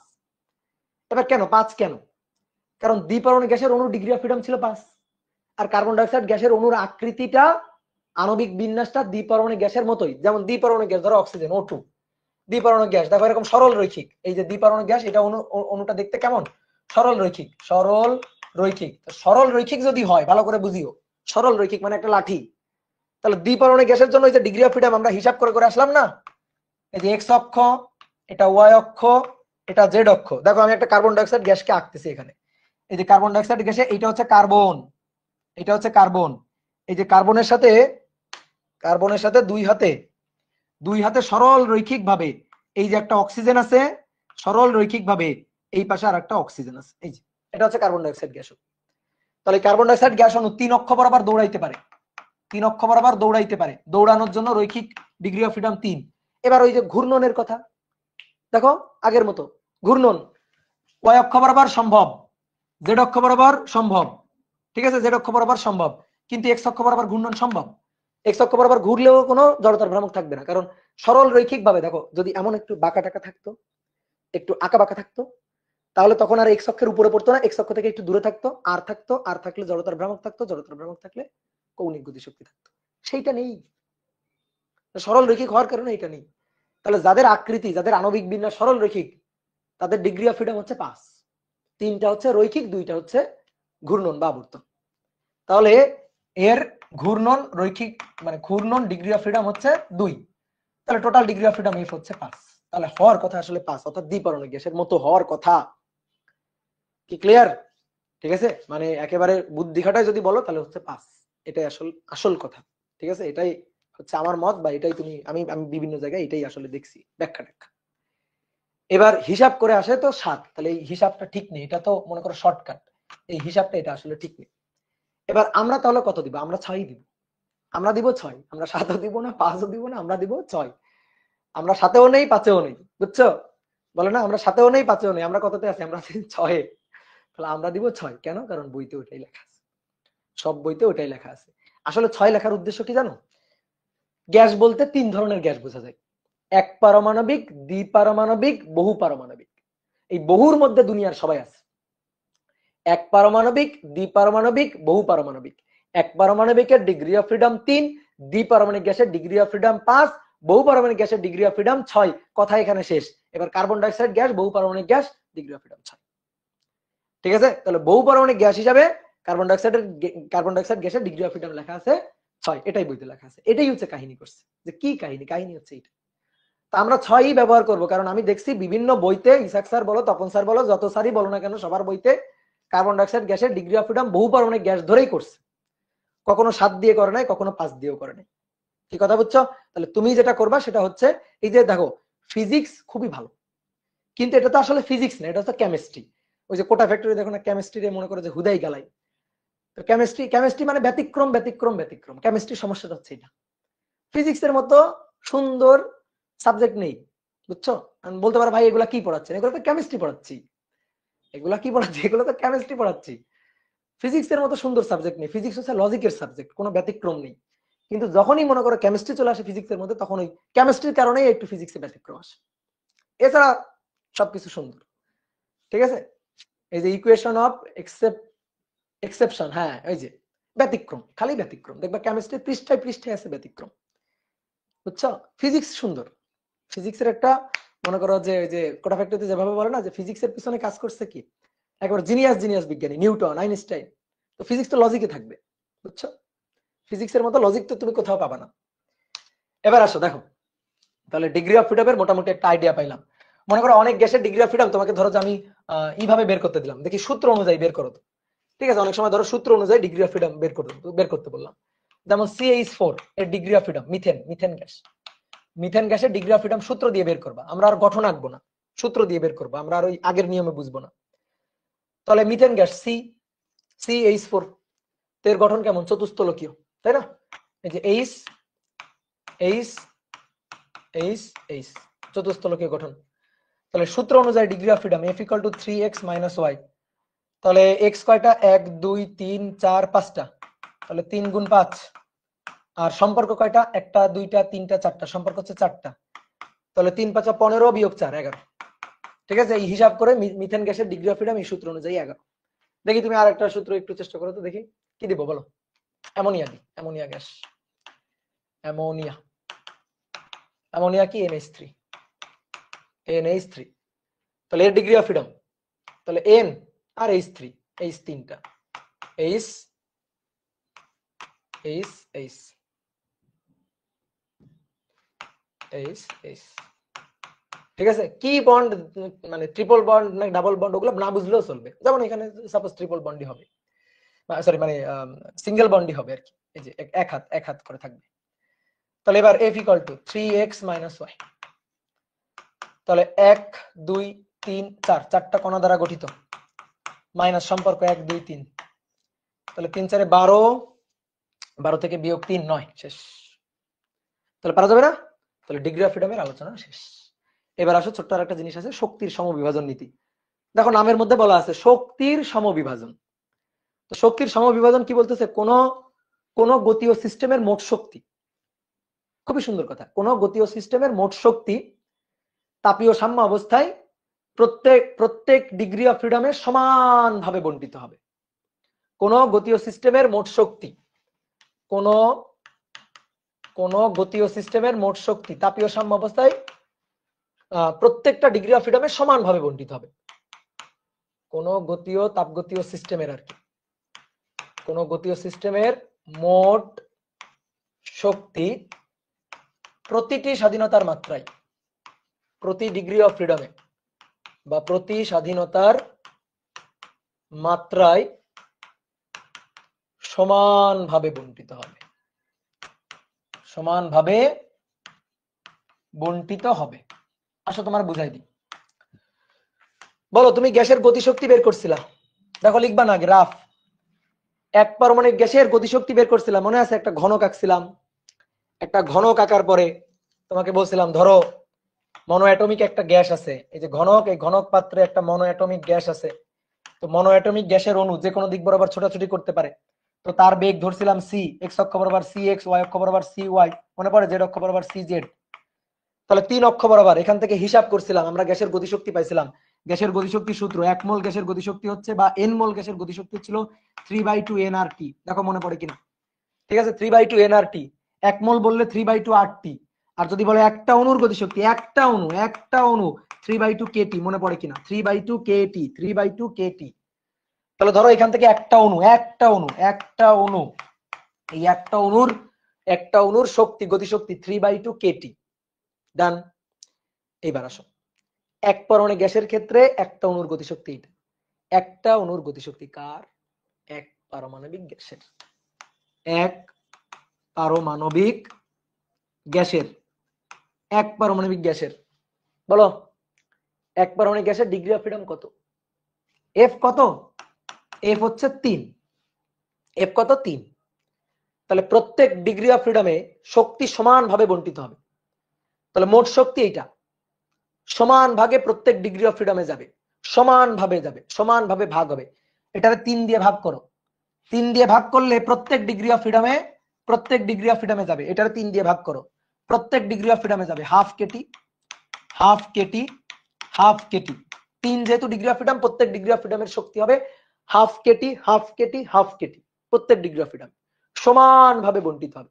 দ্যাট ইজ শক্তির সমবিভাজন নীতি। এইবার তোমার একটা মজার কথা হয়, তুমি যে গ্যাসের গতিশক্তির সূত্র E ইকুয়াল টু 3/2 nRT শিখছো না, বা 3/2 kT শিখছো না, 3/2 kT শিখছো না?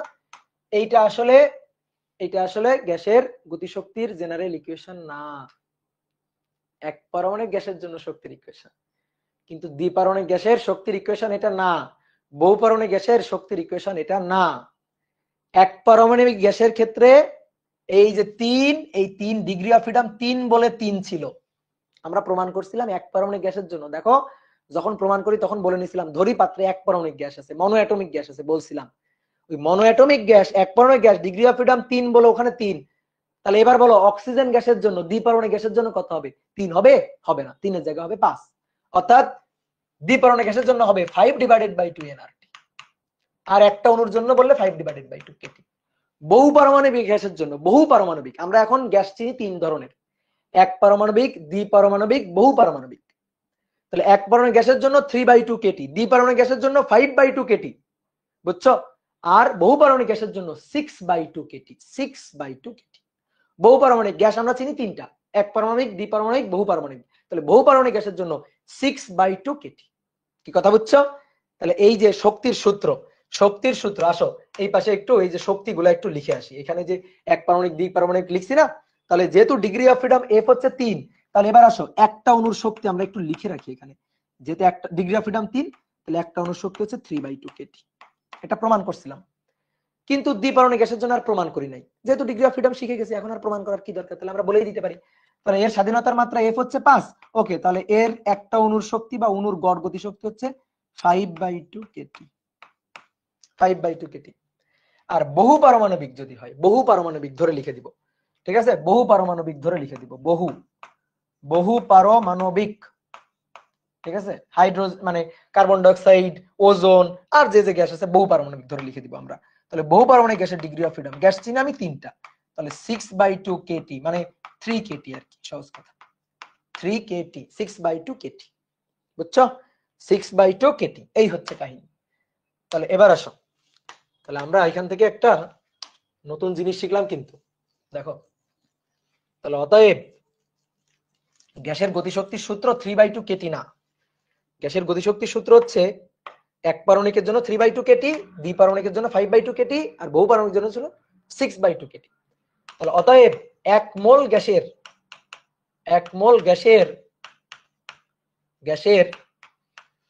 গতিশক্তি, এক মোল গ্যাসের গতিশক্তি equal to 3/2, 3/2, 5/2, 6/2, that means f/2 kT, ঠিক আছে? Sorry, f/2 nRT।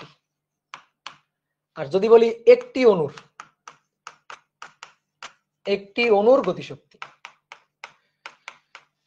অণুর গতিশক্তি, যদি বলি, তাহলে E ইকুয়াল টু একটি অণুর জন্য f/2 kT, f/2 nRT, f/2 kT, f/2 nRT আর f/2 kT, বুঝছো? তাহলে f দিয়ে লিখবো, এখন সূত্র হচ্ছে f কি ডিগ্রি অফ ফ্রিডম। এবার যদি কখনো বলে তোমার ম্যাথে বলছে মনে করো আর্গন গ্যাস, তাহলে f এর মান টুপ করে 3 বসাই দিবা। বলছে অক্সিজেন গ্যাস, f এর মান টুপ করে 5 বসাই দিবা। বলছে নাইট্রোজেন গ্যাস, f এর মান টুপ করে 5 বসাই দিবা। বলছে কার্বন ডাইঅক্সাইড গ্যাস, f এর মান 6 বসাই দিবা। বলছে ওজোন গ্যাস, f এর মান 6 বসাই দিবা। বুঝছো?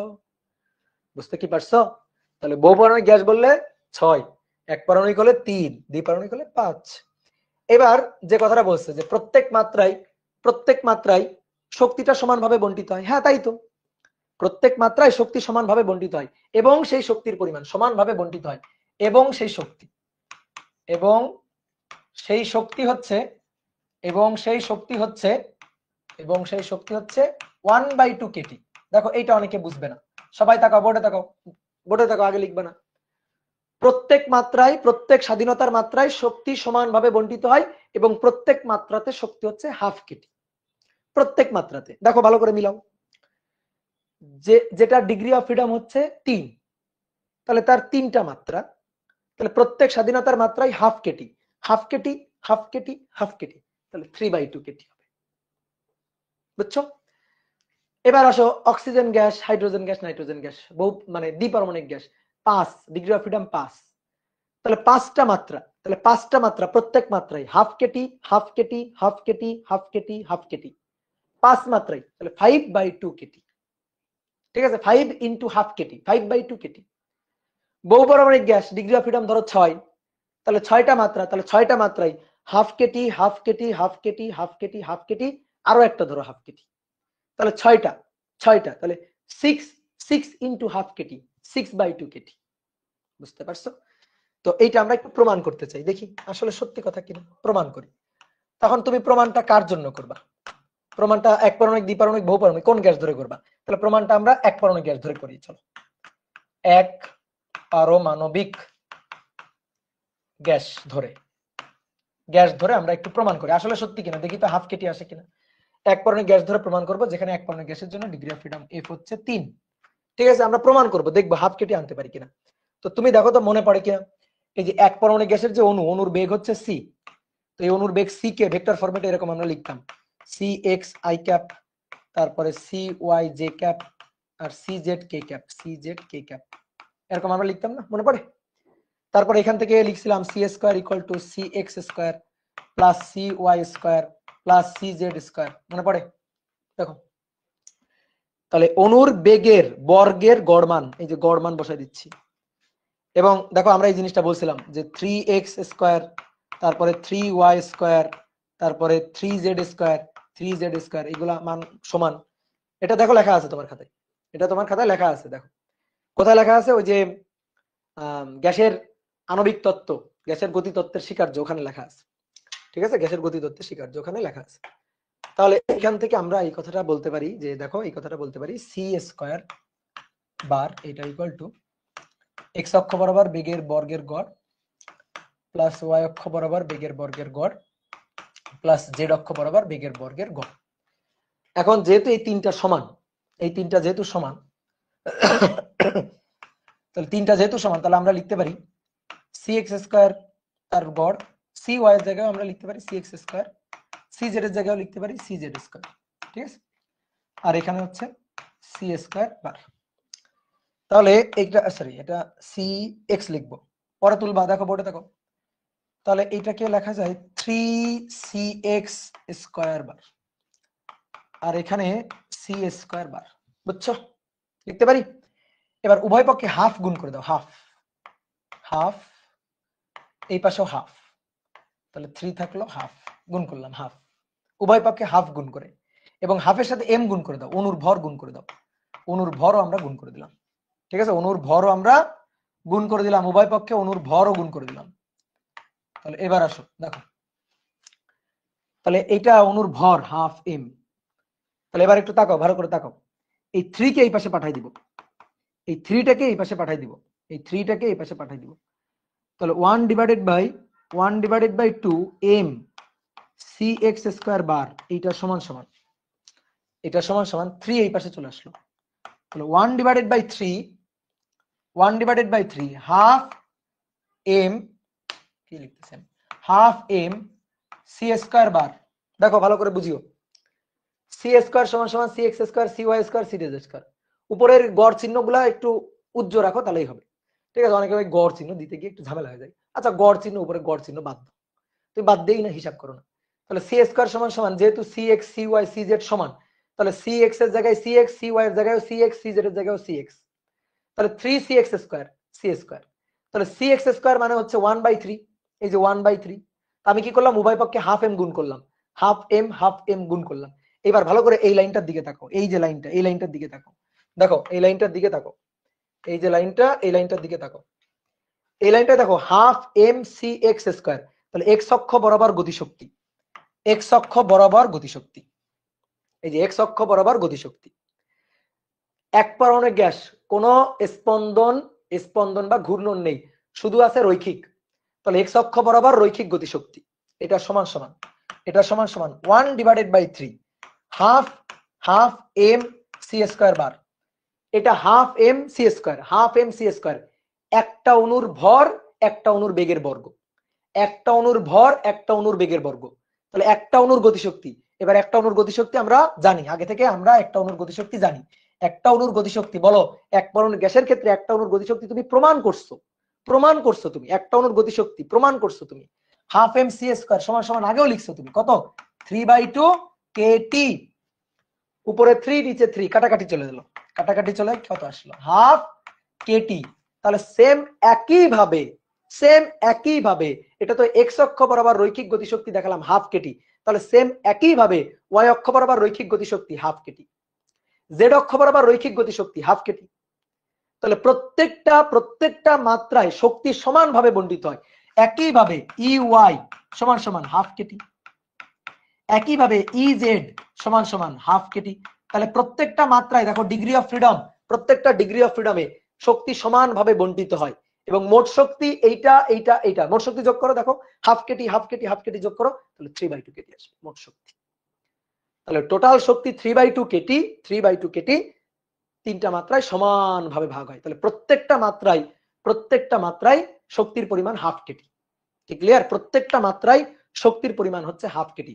তাহলে যদি কারো ডিগ্রি অফ ফ্রিডম হয় ধরো 50, তাহলে যার 50 তার শক্তি হচ্ছে 50 হাফ কেটি, তার টোটাল শক্তি হচ্ছে 50 হাফ কেটি। কারণ প্রত্যেকটা মাত্রায় হাফ কেটি, তাহলে যার ডিগ্রি অফ ফ্রিডম 50 তার 50 হাফ কেটি। ঠিক আছে, 50 ডিগ্রি অফ ফ্রিডম, কথার কথা বললাম, কোন গ্যাসের অণু থাকবে না 50। তাহলে এই হচ্ছে ডিগ্রি অফ ফ্রিডমের শেষ কথা। তাহলে অধ্যায়ের টপিক মোটামুটি শেষ। তো চলো, ডিগ্রি অফ ফ্রিডম যেহেতু শিখে ফেলছি, এবার দুই একটা ম্যাথ প্রবলেম একটু দ্রুত সলভ করে ফেলি। ঠিক আছে, দ্রুত, ম্যাথ প্রবলেম সলভ করার কোনো ব্যাপারই না, ম্যাথ প্রবলেম সলভ করার কোনো ব্যাপার না। বলা হচ্ছে স্বাভাবিক তাপমাত্রা ও চাপে, স্বাভাবিক মানে প্রমাণ তাপমাত্রা ও চাপে, প্রমাণই লিখি, প্রমাণ তাপমাত্রা ও চাপে, প্রমাণ তাপমাত্রা ও চাপে 10 মোল অক্সিজেন গ্যাসের গতিশক্তি, 10 মোল অক্সিজেন গ্যাসের গতিশক্তি। আসো নিয়ম রক্ষা করবো এবার। 10 মোল কি গ্যাস বলছে? কি গ্যাস? নামটা কি? নামটা কি? Oxygen gas. অক্সিজেন গ্যাস, তার ডিগ্রি অফ ফ্রিডম এফ হচ্ছে 5। তাহলে গতিশক্তি চাইছে 10 মোল গ্যাসের গতিশক্তি ইকুয়াল টু 3/2 nRT। বলো ঠিক আছে? না, হুজুকে লেখা যাবে না। তাহলে ইকুয়াল টু কি হবে? অক্সিজেন গ্যাস যেহেতু, তাহলে মূল সূত্র হচ্ছে F/2 nRT। এটা আগে লিখো, তারপরে এবার এফ এর মানটা বসাও। এফ এর মান ডিগ্রি অফ ফ্রিডম অক্সিজেন গ্যাসের 5, তাহলে 5/2 n হচ্ছে কয় মোল? 10 মোল। আর এর মান 8.316, আর টি হচ্ছে প্রমাণ তাপমাত্রা 0 ডিগ্রি সেলসিয়াস, 0 + 273। হিসাব নিকাশ করে বক্সের মধ্যে বসাই দিবা, এত জুল। বুঝছো? বুঝছো? বুঝছো? বলো দেখি তোমাদের কি অবস্থা, ঘুমাই গেছো নাকি?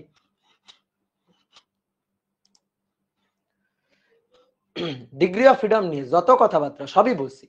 যদি কখনো ইন্টার পরীক্ষা দেওয়ার বা অ্যাডমিশন টেস্টের আগ পর্যন্ত ডিগ্রি অফ ফ্রিডম নিয়ে কোনো কনফিউশন থাকে, চলে আসবা এই ক্লাসে, চলে আসবা, এই ক্লাস দেখবা, ক্লাস দেখলে ডিগ্রি অফ ফ্রিডম শেষ।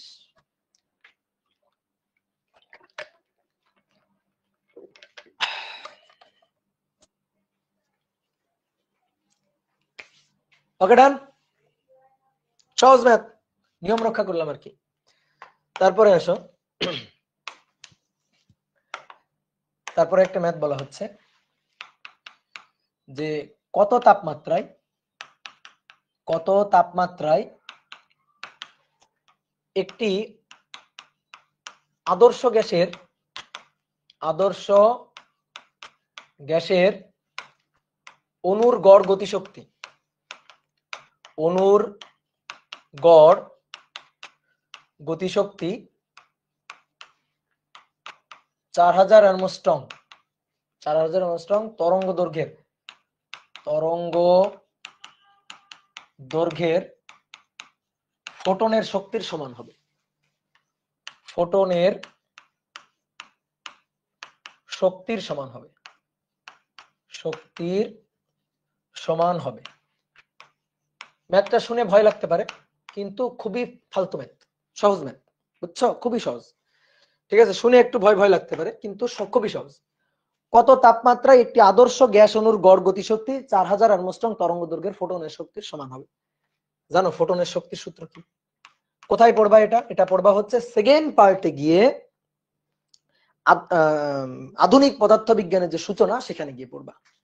তো আপাতত আমার বিশ্বাস করো, হ্যাঁ আপাতত বিশ্বাস করো, বিশ্বাস করা লাগবে না, কেমিস্ট্রিতে তোমরা পড়ছো, হ্যাঁ কেমিস্ট্রিতে পড়ছো E = Hf, H নিউ, এই যে এরকম একটা চিহ্ন ছিল না? তো আমরা ফিজিক্সে ওইসব ফালতু চিহ্ন ব্যবহার করবো না, আমরা ফিজিক্সে ব্যবহার করবো কম্পাঙ্ক F, E = Hf, E = Hf। তাহলে এইটা হচ্ছে ফোটনের শক্তি। তো বলছে কত তাপমাত্রায় কোন একটি আদর্শ গ্যাসের অণুর গড় গতিশক্তি। আদর্শ কি গ্যাস বলছে? এক পারমাণবিক, দ্বিপারমাণবিক নাকি বহু পারমাণবিক বলছে? যখন বলে দিবে না তখন আমি ধরে নিব এক পারমাণবিক।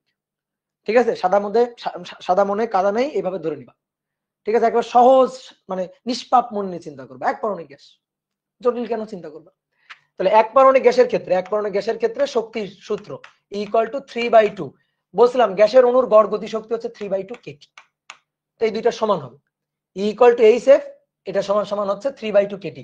এখন দেখো এফ তোমার দেওয়া নেই, তোমার দেওয়া আছে ল্যামডা, ওকে কোনো সমস্যা নেই, V equal to F lambda, তাহলে সি ইকুয়াল টু আলোর বেগকে সি দিয়ে লেখা হয়, ঠিক আছে? এই যে এত তরঙ্গ দৈর্ঘ্যের ফোটন, ফোটন মানে তো আলো, আলোর বেগকে সি দিয়ে লেখা হয়, ভি এর জায়গায় সি, এফ ল্যামডা, তাহলে C equal to F lambda, তাহলে F equal to C divided by lambda. বুঝছো? কেমিস্ট্রিতে পড়ছো এগুলা। তাহলে এই দুইটা সমান, তাহলে H C divided by lambda সমান সমান 3/2 কেটি। তাহলে কি বের করতে হবে দেখি? এইচ এর মানটা হচ্ছে Planck constant 6.63 into 10 to the power -34, তাই না? ঠিক আছে, ভুল করলে শুধরাই দিও। 3 ইনটু 10 টু দি পাওয়ার 8, আর ল্যামডার মান কত? ল্যামডার মান হচ্ছে 4000 অ্যাংস্ট্রম, তাহলে 4000 গুণ 10 to the power -10, 3/2 KT, K Boltzmann constant. Boltzmann constant কত? 1.38 into 10 to the power -23 Boltzmann constant. তাহলে বাকি থাকলো টেম্পারেচার টি। তাহলে এবার ক্যালকুলেটর বাবাজিকে বলবা উত্তরটা বলে দিতে। বক্স এত কেলভিন, এসে একক আসবে, এত কেলভিন। বুঝছো? বলো বুঝছো কিনা বলো।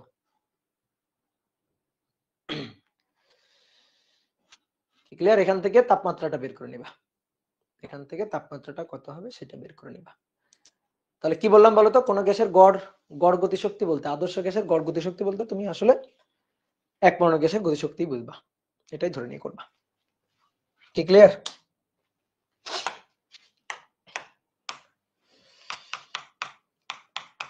দশ ভোল্ট বিভব পার্থক্যের মধ্য দিয়ে কোন ইলেকট্রন যে গতিশক্তি লাভ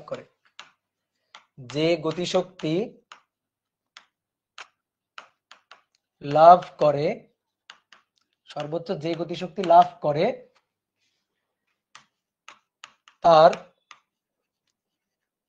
সমান শক্তি অর্জনে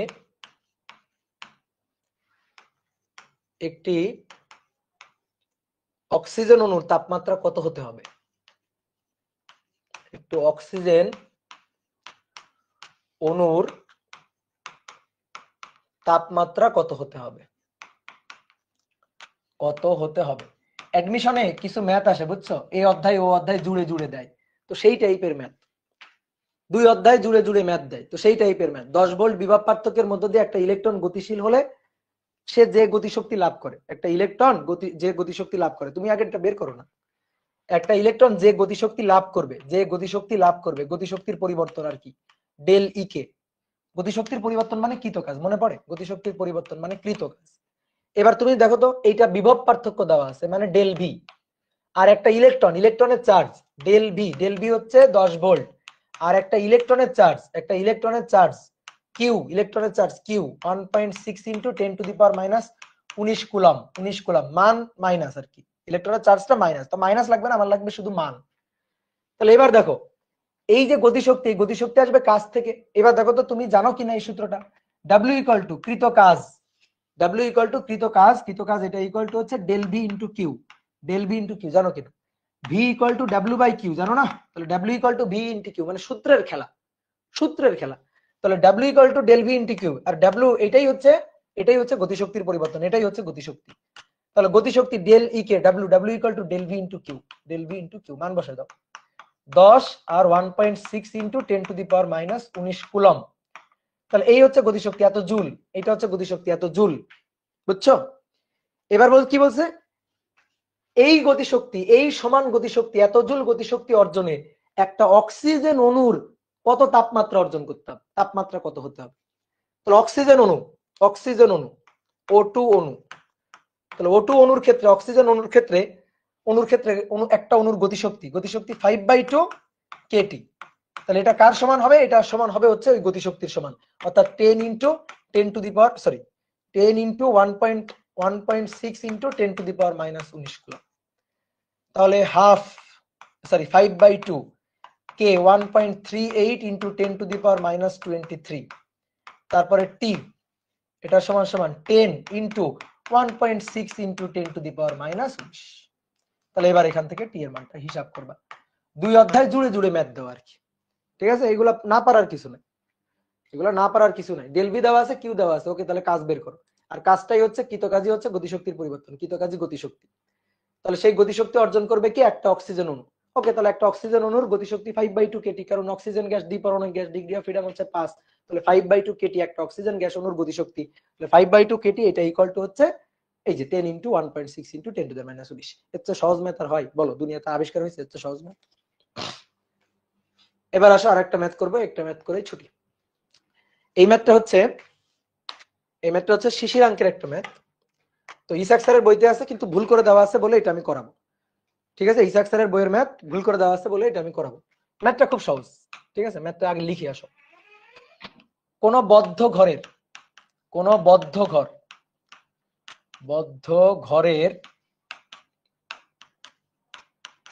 তাপমাত্রা, বদ্ধ ঘরের ভেতরে তাপমাত্রা 17 ডিগ্রি সেলসিয়াস। 17 degree Celsius. বদ্ধ ঘরের তাপমাত্রা 17 ডিগ্রি সেলসিয়াস। শিশিরাঙ্ক হচ্ছে 14 ডিগ্রি সেলসিয়াস। তাপমাত্রা কমে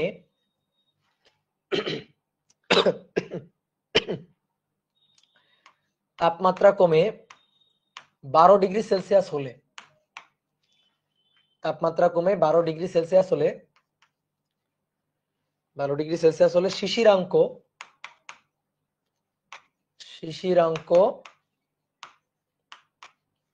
ও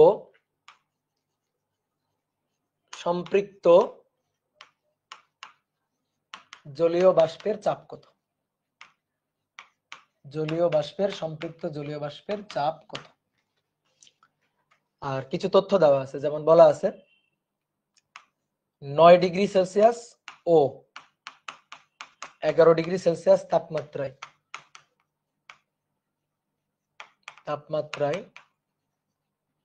সম্পৃক্ত জলীয় বাষ্পচাপ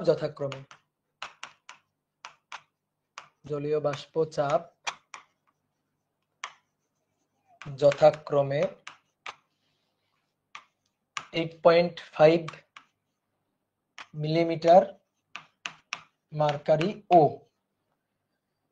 9.2 মিলিমিটার মার্কারি, এটা বলে দেওয়া আছে। তো করো দেখি শিশিরাঙ্ক কত হবে, দেখি বের করো তো কেমন পারো, দেখি কে পারে। শিশিরাঙ্ক কত হবে এটা বের করো না, দেখি কে পারে।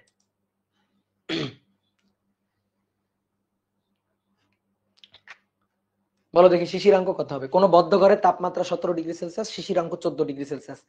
তাপমাত্রা কমে 12 ডিগ্রি সেলসিয়াস হলে শিশিরাঙ্ক সম্পৃক্ত জলীয় বাষ্পের চাপ কত হবে? 9 ও 11 ডিগ্রি সেলসিয়াস তাপমাত্রা সম্পৃক্ত জলীয় বাষ্পের চাপ দেওয়া আছে। বুঝছো? ইসাক স্যারের বইতে অনেক কিছু অংবং করা আছে, তত কিছু অংবং আমরা দেখবো না। তাপমাত্রা কমে 12 ডিগ্রি সেলসিয়াস হলে শিশিরাঙ্কের নিচে নেমে গেছে, 14 এর নিচে নেমে গেছে। তাপমাত্রা শিশিরাঙ্কের নিচে নেমে গেলে শিশির পড়বে। আমাদের চাইছে শিশিরাঙ্ক কত, এটা কেমন কথা? শিশিরাঙ্ক কত? শিশিরাঙ্ক তো বলে দেওয়া আছে, শিশিরাঙ্ক 14 ডিগ্রি সেলসিয়াস। তাহলে তাপমাত্রা কমে 12 ডিগ্রি সেলসিয়াস হলে শিশিরাঙ্ক কত? তাহলে অ্যান্সার লিখবা, সুন্দর করে অ্যান্সার লিখবা। শিশিরাঙ্ক 14 ডিগ্রি সেলসিয়াস।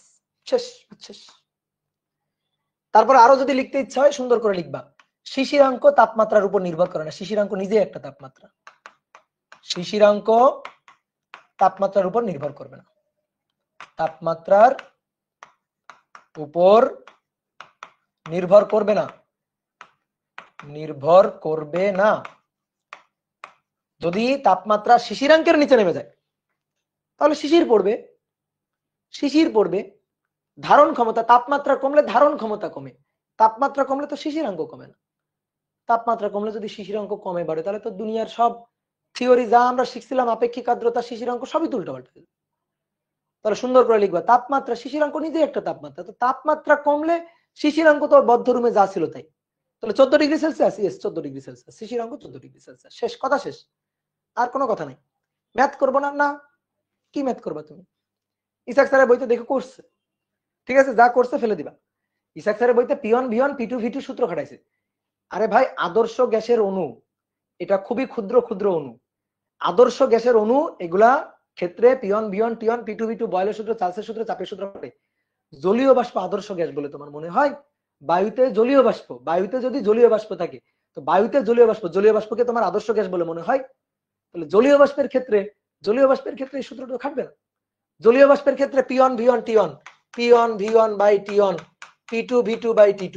জলীয় বাষ্পের অণুগুলো বড় বড়, আদর্শ গ্যাসের অণুগুলো ছোট ছোট, আর জলীয় বাষ্পের অণুগুলো এরকম বড় বড় এক একটা অণু। তো এই ক্ষেত্রে কখনোই খাটবে না, এই সূত্র খাটবে না, এই সূত্র খাটানো যাবে না। তাহলে এই সূত্র খাটবে না। তো ইসাক স্যারের বইতে এইসব সূত্র খাটাইছে, ওইসব ধানায় পানায় আমরা জিনিস বুঝি না, বাদ। ঠিক আছে, খাটবে না। এইবার দেখো, তাহলে আরেকটা ম্যাথ করা যাবে, এইটুকু করা যাবে, শিশিরাঙ্ক তো হয়ে গেল, কিন্তু সম্পৃক্ত জলীয় বাষ্পের চাপটা বের করা যাবে, এটা যাবে। এটা খুবই কমন সেন্স। আসলে একটা ছক করে ফেলি, ঐকিক নিয়ম, আসলে একটা ছক করে ফেলি। তাপমাত্রা ডিগ্রি সেলসিয়াস, 9 ডিগ্রি সেলসিয়াস, তাতে জলীয় বাষ্প চাপ মিলিমিটার মার্কারি, তাতে জলীয় বাষ্প চাপ 8.5।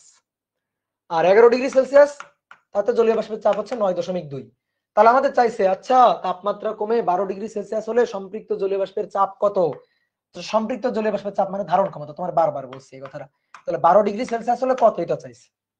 ঐকিক নিয়ম, 9 এর জন্য এত, 11 এর জন্য এত, তো 12 এর জন্য কত সেটা বের করবা। তাপমাত্রা 12 ডিগ্রি সেলসিয়াস হলে কত সেটা বের করবা। তাহলে ঐকিক নিয়মে করে করতে হবে, ঐকিক নিয়মের মতো করে করতে হবে। কি কথা বুঝছো? তাহলে 11 ডিগ্রি সেলসিয়াসে জানো, তার সাথে 1 ডিগ্রি সেলসিয়াস যোগ দিলেই কাজ শেষ। তার সাথে 1 ডিগ্রি সেলসিয়াস যোগ দিলেই কাজ শেষ। তাহলে ঐকিক নিয়ম করে বের করবা। এই যে 11 বিয়োগ 9, 11 বিয়োগ 9 বা 2 ডিগ্রির জন্য সম্পৃক্ত জলীয় বাষ্পের চাপের পরিবর্তন 9.2 বিয়োগ 8.5। তাহলে অতএব 1 ডিগ্রির জন্য 1 ডিগ্রি সেলসিয়াস তাপমাত্রা পরিবর্তনে 9 বিয়োগ 2 বিয়োগ 8 বিয়োগ 9.2 বিয়োগ 8.5 ভাগ হচ্ছে 2। তাহলে এটা হচ্ছে 1 ডিগ্রির জন্য, ঐকিক নিয়ম করে করলাম। 11 বিয়োগ 9 2 ডিগ্রির জন্য পরিবর্তন এত, 1 ডিগ্রির জন্য কত? তাহলে অতএব আমার লাগবে 12 ডিগ্রির জন্য। তাহলে 12 ডিগ্রির জন্য যেটা লাগবে, যে সম্পৃক্ত জলীয় বাষ্পের চাপ যেটা হবে, চাপ ছোট হাতের বা বড় হাতের যা দিয়ে লিখবা লিখো। তাহলে 12 ডিগ্রি সেলসিয়াস তাপমাত্রায় যে সম্পৃক্ত জলীয় বাষ্পের চাপটা হবে, এটা বড় হাতের দিয়ে লিখি, এটাকে বড় হাতের দিয়ে লিখি। সম্পৃক্ত জলীয় বাষ্পের যে চাপটা হবে সেটা হচ্ছে 11 ডিগ্রি সেলসিয়াসের চাপ যোগ প্লাস 1 ডিগ্রির বৃদ্ধি, 1 ডিগ্রি সেলসিয়াসের বৃদ্ধি। শেষ, ম্যাথ শেষ। তাহলে 11 ডিগ্রি সেলসিয়াসের জন্য কত ছিল? 9.2 যোগ 1 ডিগ্রির বৃদ্ধি, একটু আগে যে হিসাব করলাম, 9.2 বিয়োগ 8.5 ভাগ হচ্ছে 2। ঠিক আছে, শেষ। তোমার একটা শর্টকাট শিখাইছিলাম, 12 ডিগ্রির জন্য লাগবে, ওকে ডান। তাহলে তুমি কি করবা, 12 ডিগ্রির জন্য লাগবে, তাহলে 11 ডিগ্রির জন্য 11 প্লাস 1, 12 ডিগ্রি মানে কি 11 প্লাস 1। তাহলে 11 ডিগ্রির জন্য আগে নাও, 11 ডিগ্রির জন্য কত? 9.2 প্লাস, তারপরে এরকম একটা দাগ দিবা, উপরে কোটি দ্বয়ের অন্তর 9 বিয়োগ 2, 9.2 বিয়োগ 8.5, যে মানগুলো দেওয়া থাকবে। ভুজ দ্বয়ের অন্তর 11 বিয়োগ 9। এবার কয় ডিগ্রির জন্য লাগবে? 1 ডিগ্রি, গুণ 1। এই যে 11 ডিগ্রির মানের সাথে আরো 1 ডিগ্রির মান যোগ করে দিলাম, 11 ডিগ্রির মানের সাথে আরো 1 ডিগ্রির মান যোগ করে দিলাম, যোগ করে দিলে হয়ে গেল, এটা অ্যান্সার। আচ্ছা বলো, এবার তোমাদের মনের কথাটা থাকলে বলো, তাহলে শেষ।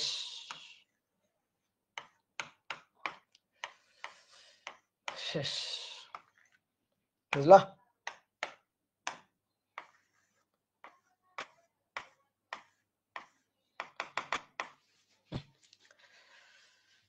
তুলছে সবাই? কাজী নাসিম ইকবাল বলছে, ভাই আজকেও কি 1 ঢিলে 3 পাখি? হ্যাঁ, 1 ঢিলে 1 2 3, 3টা পাখি।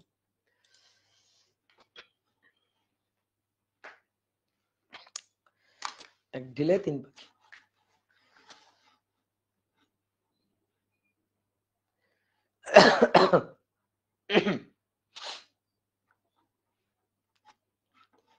ওকে ওকে ওকে, তাহলে আজকে আমরা যাই নাকি?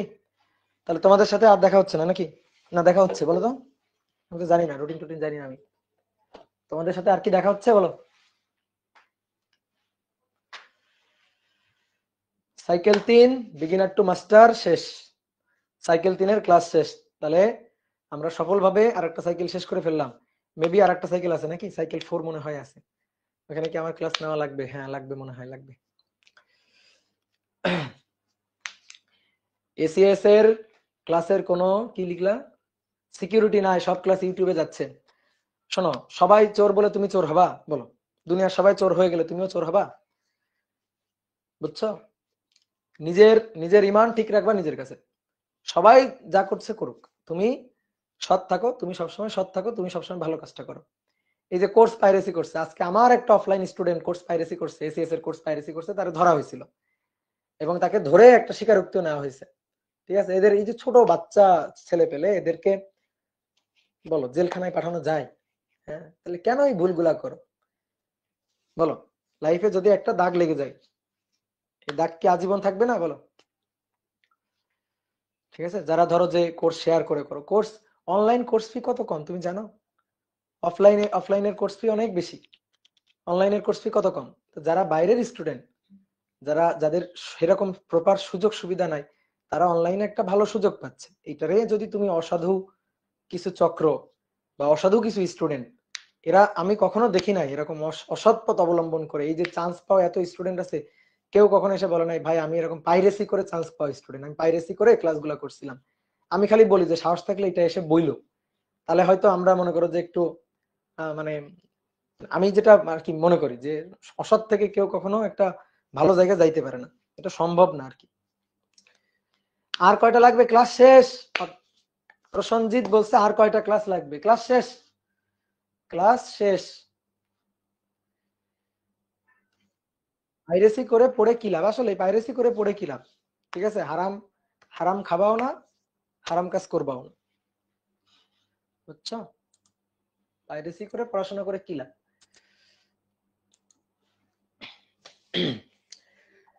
তাহলে একটা চ্যাপ্টার শেষ। প্র্যাকটিস শিট ভাইয়া, প্র্যাকটিস শিটের কাজগুলো তো আমি করি না, প্র্যাকটিস শিটের মনে হয় কাজগুলো হচ্ছে ইমন করে দিয়ে দিবে মনে হয়। প্র্যাকটিস শিট দিবেন না, তোমার ইমন ভাইকে মেনশন করবা, ভাই প্র্যাকটিস শিট দেন, অপূর্ব ভাইয়ের 10 অধ্যায় শেষ, প্র্যাকটিস শিট দেন।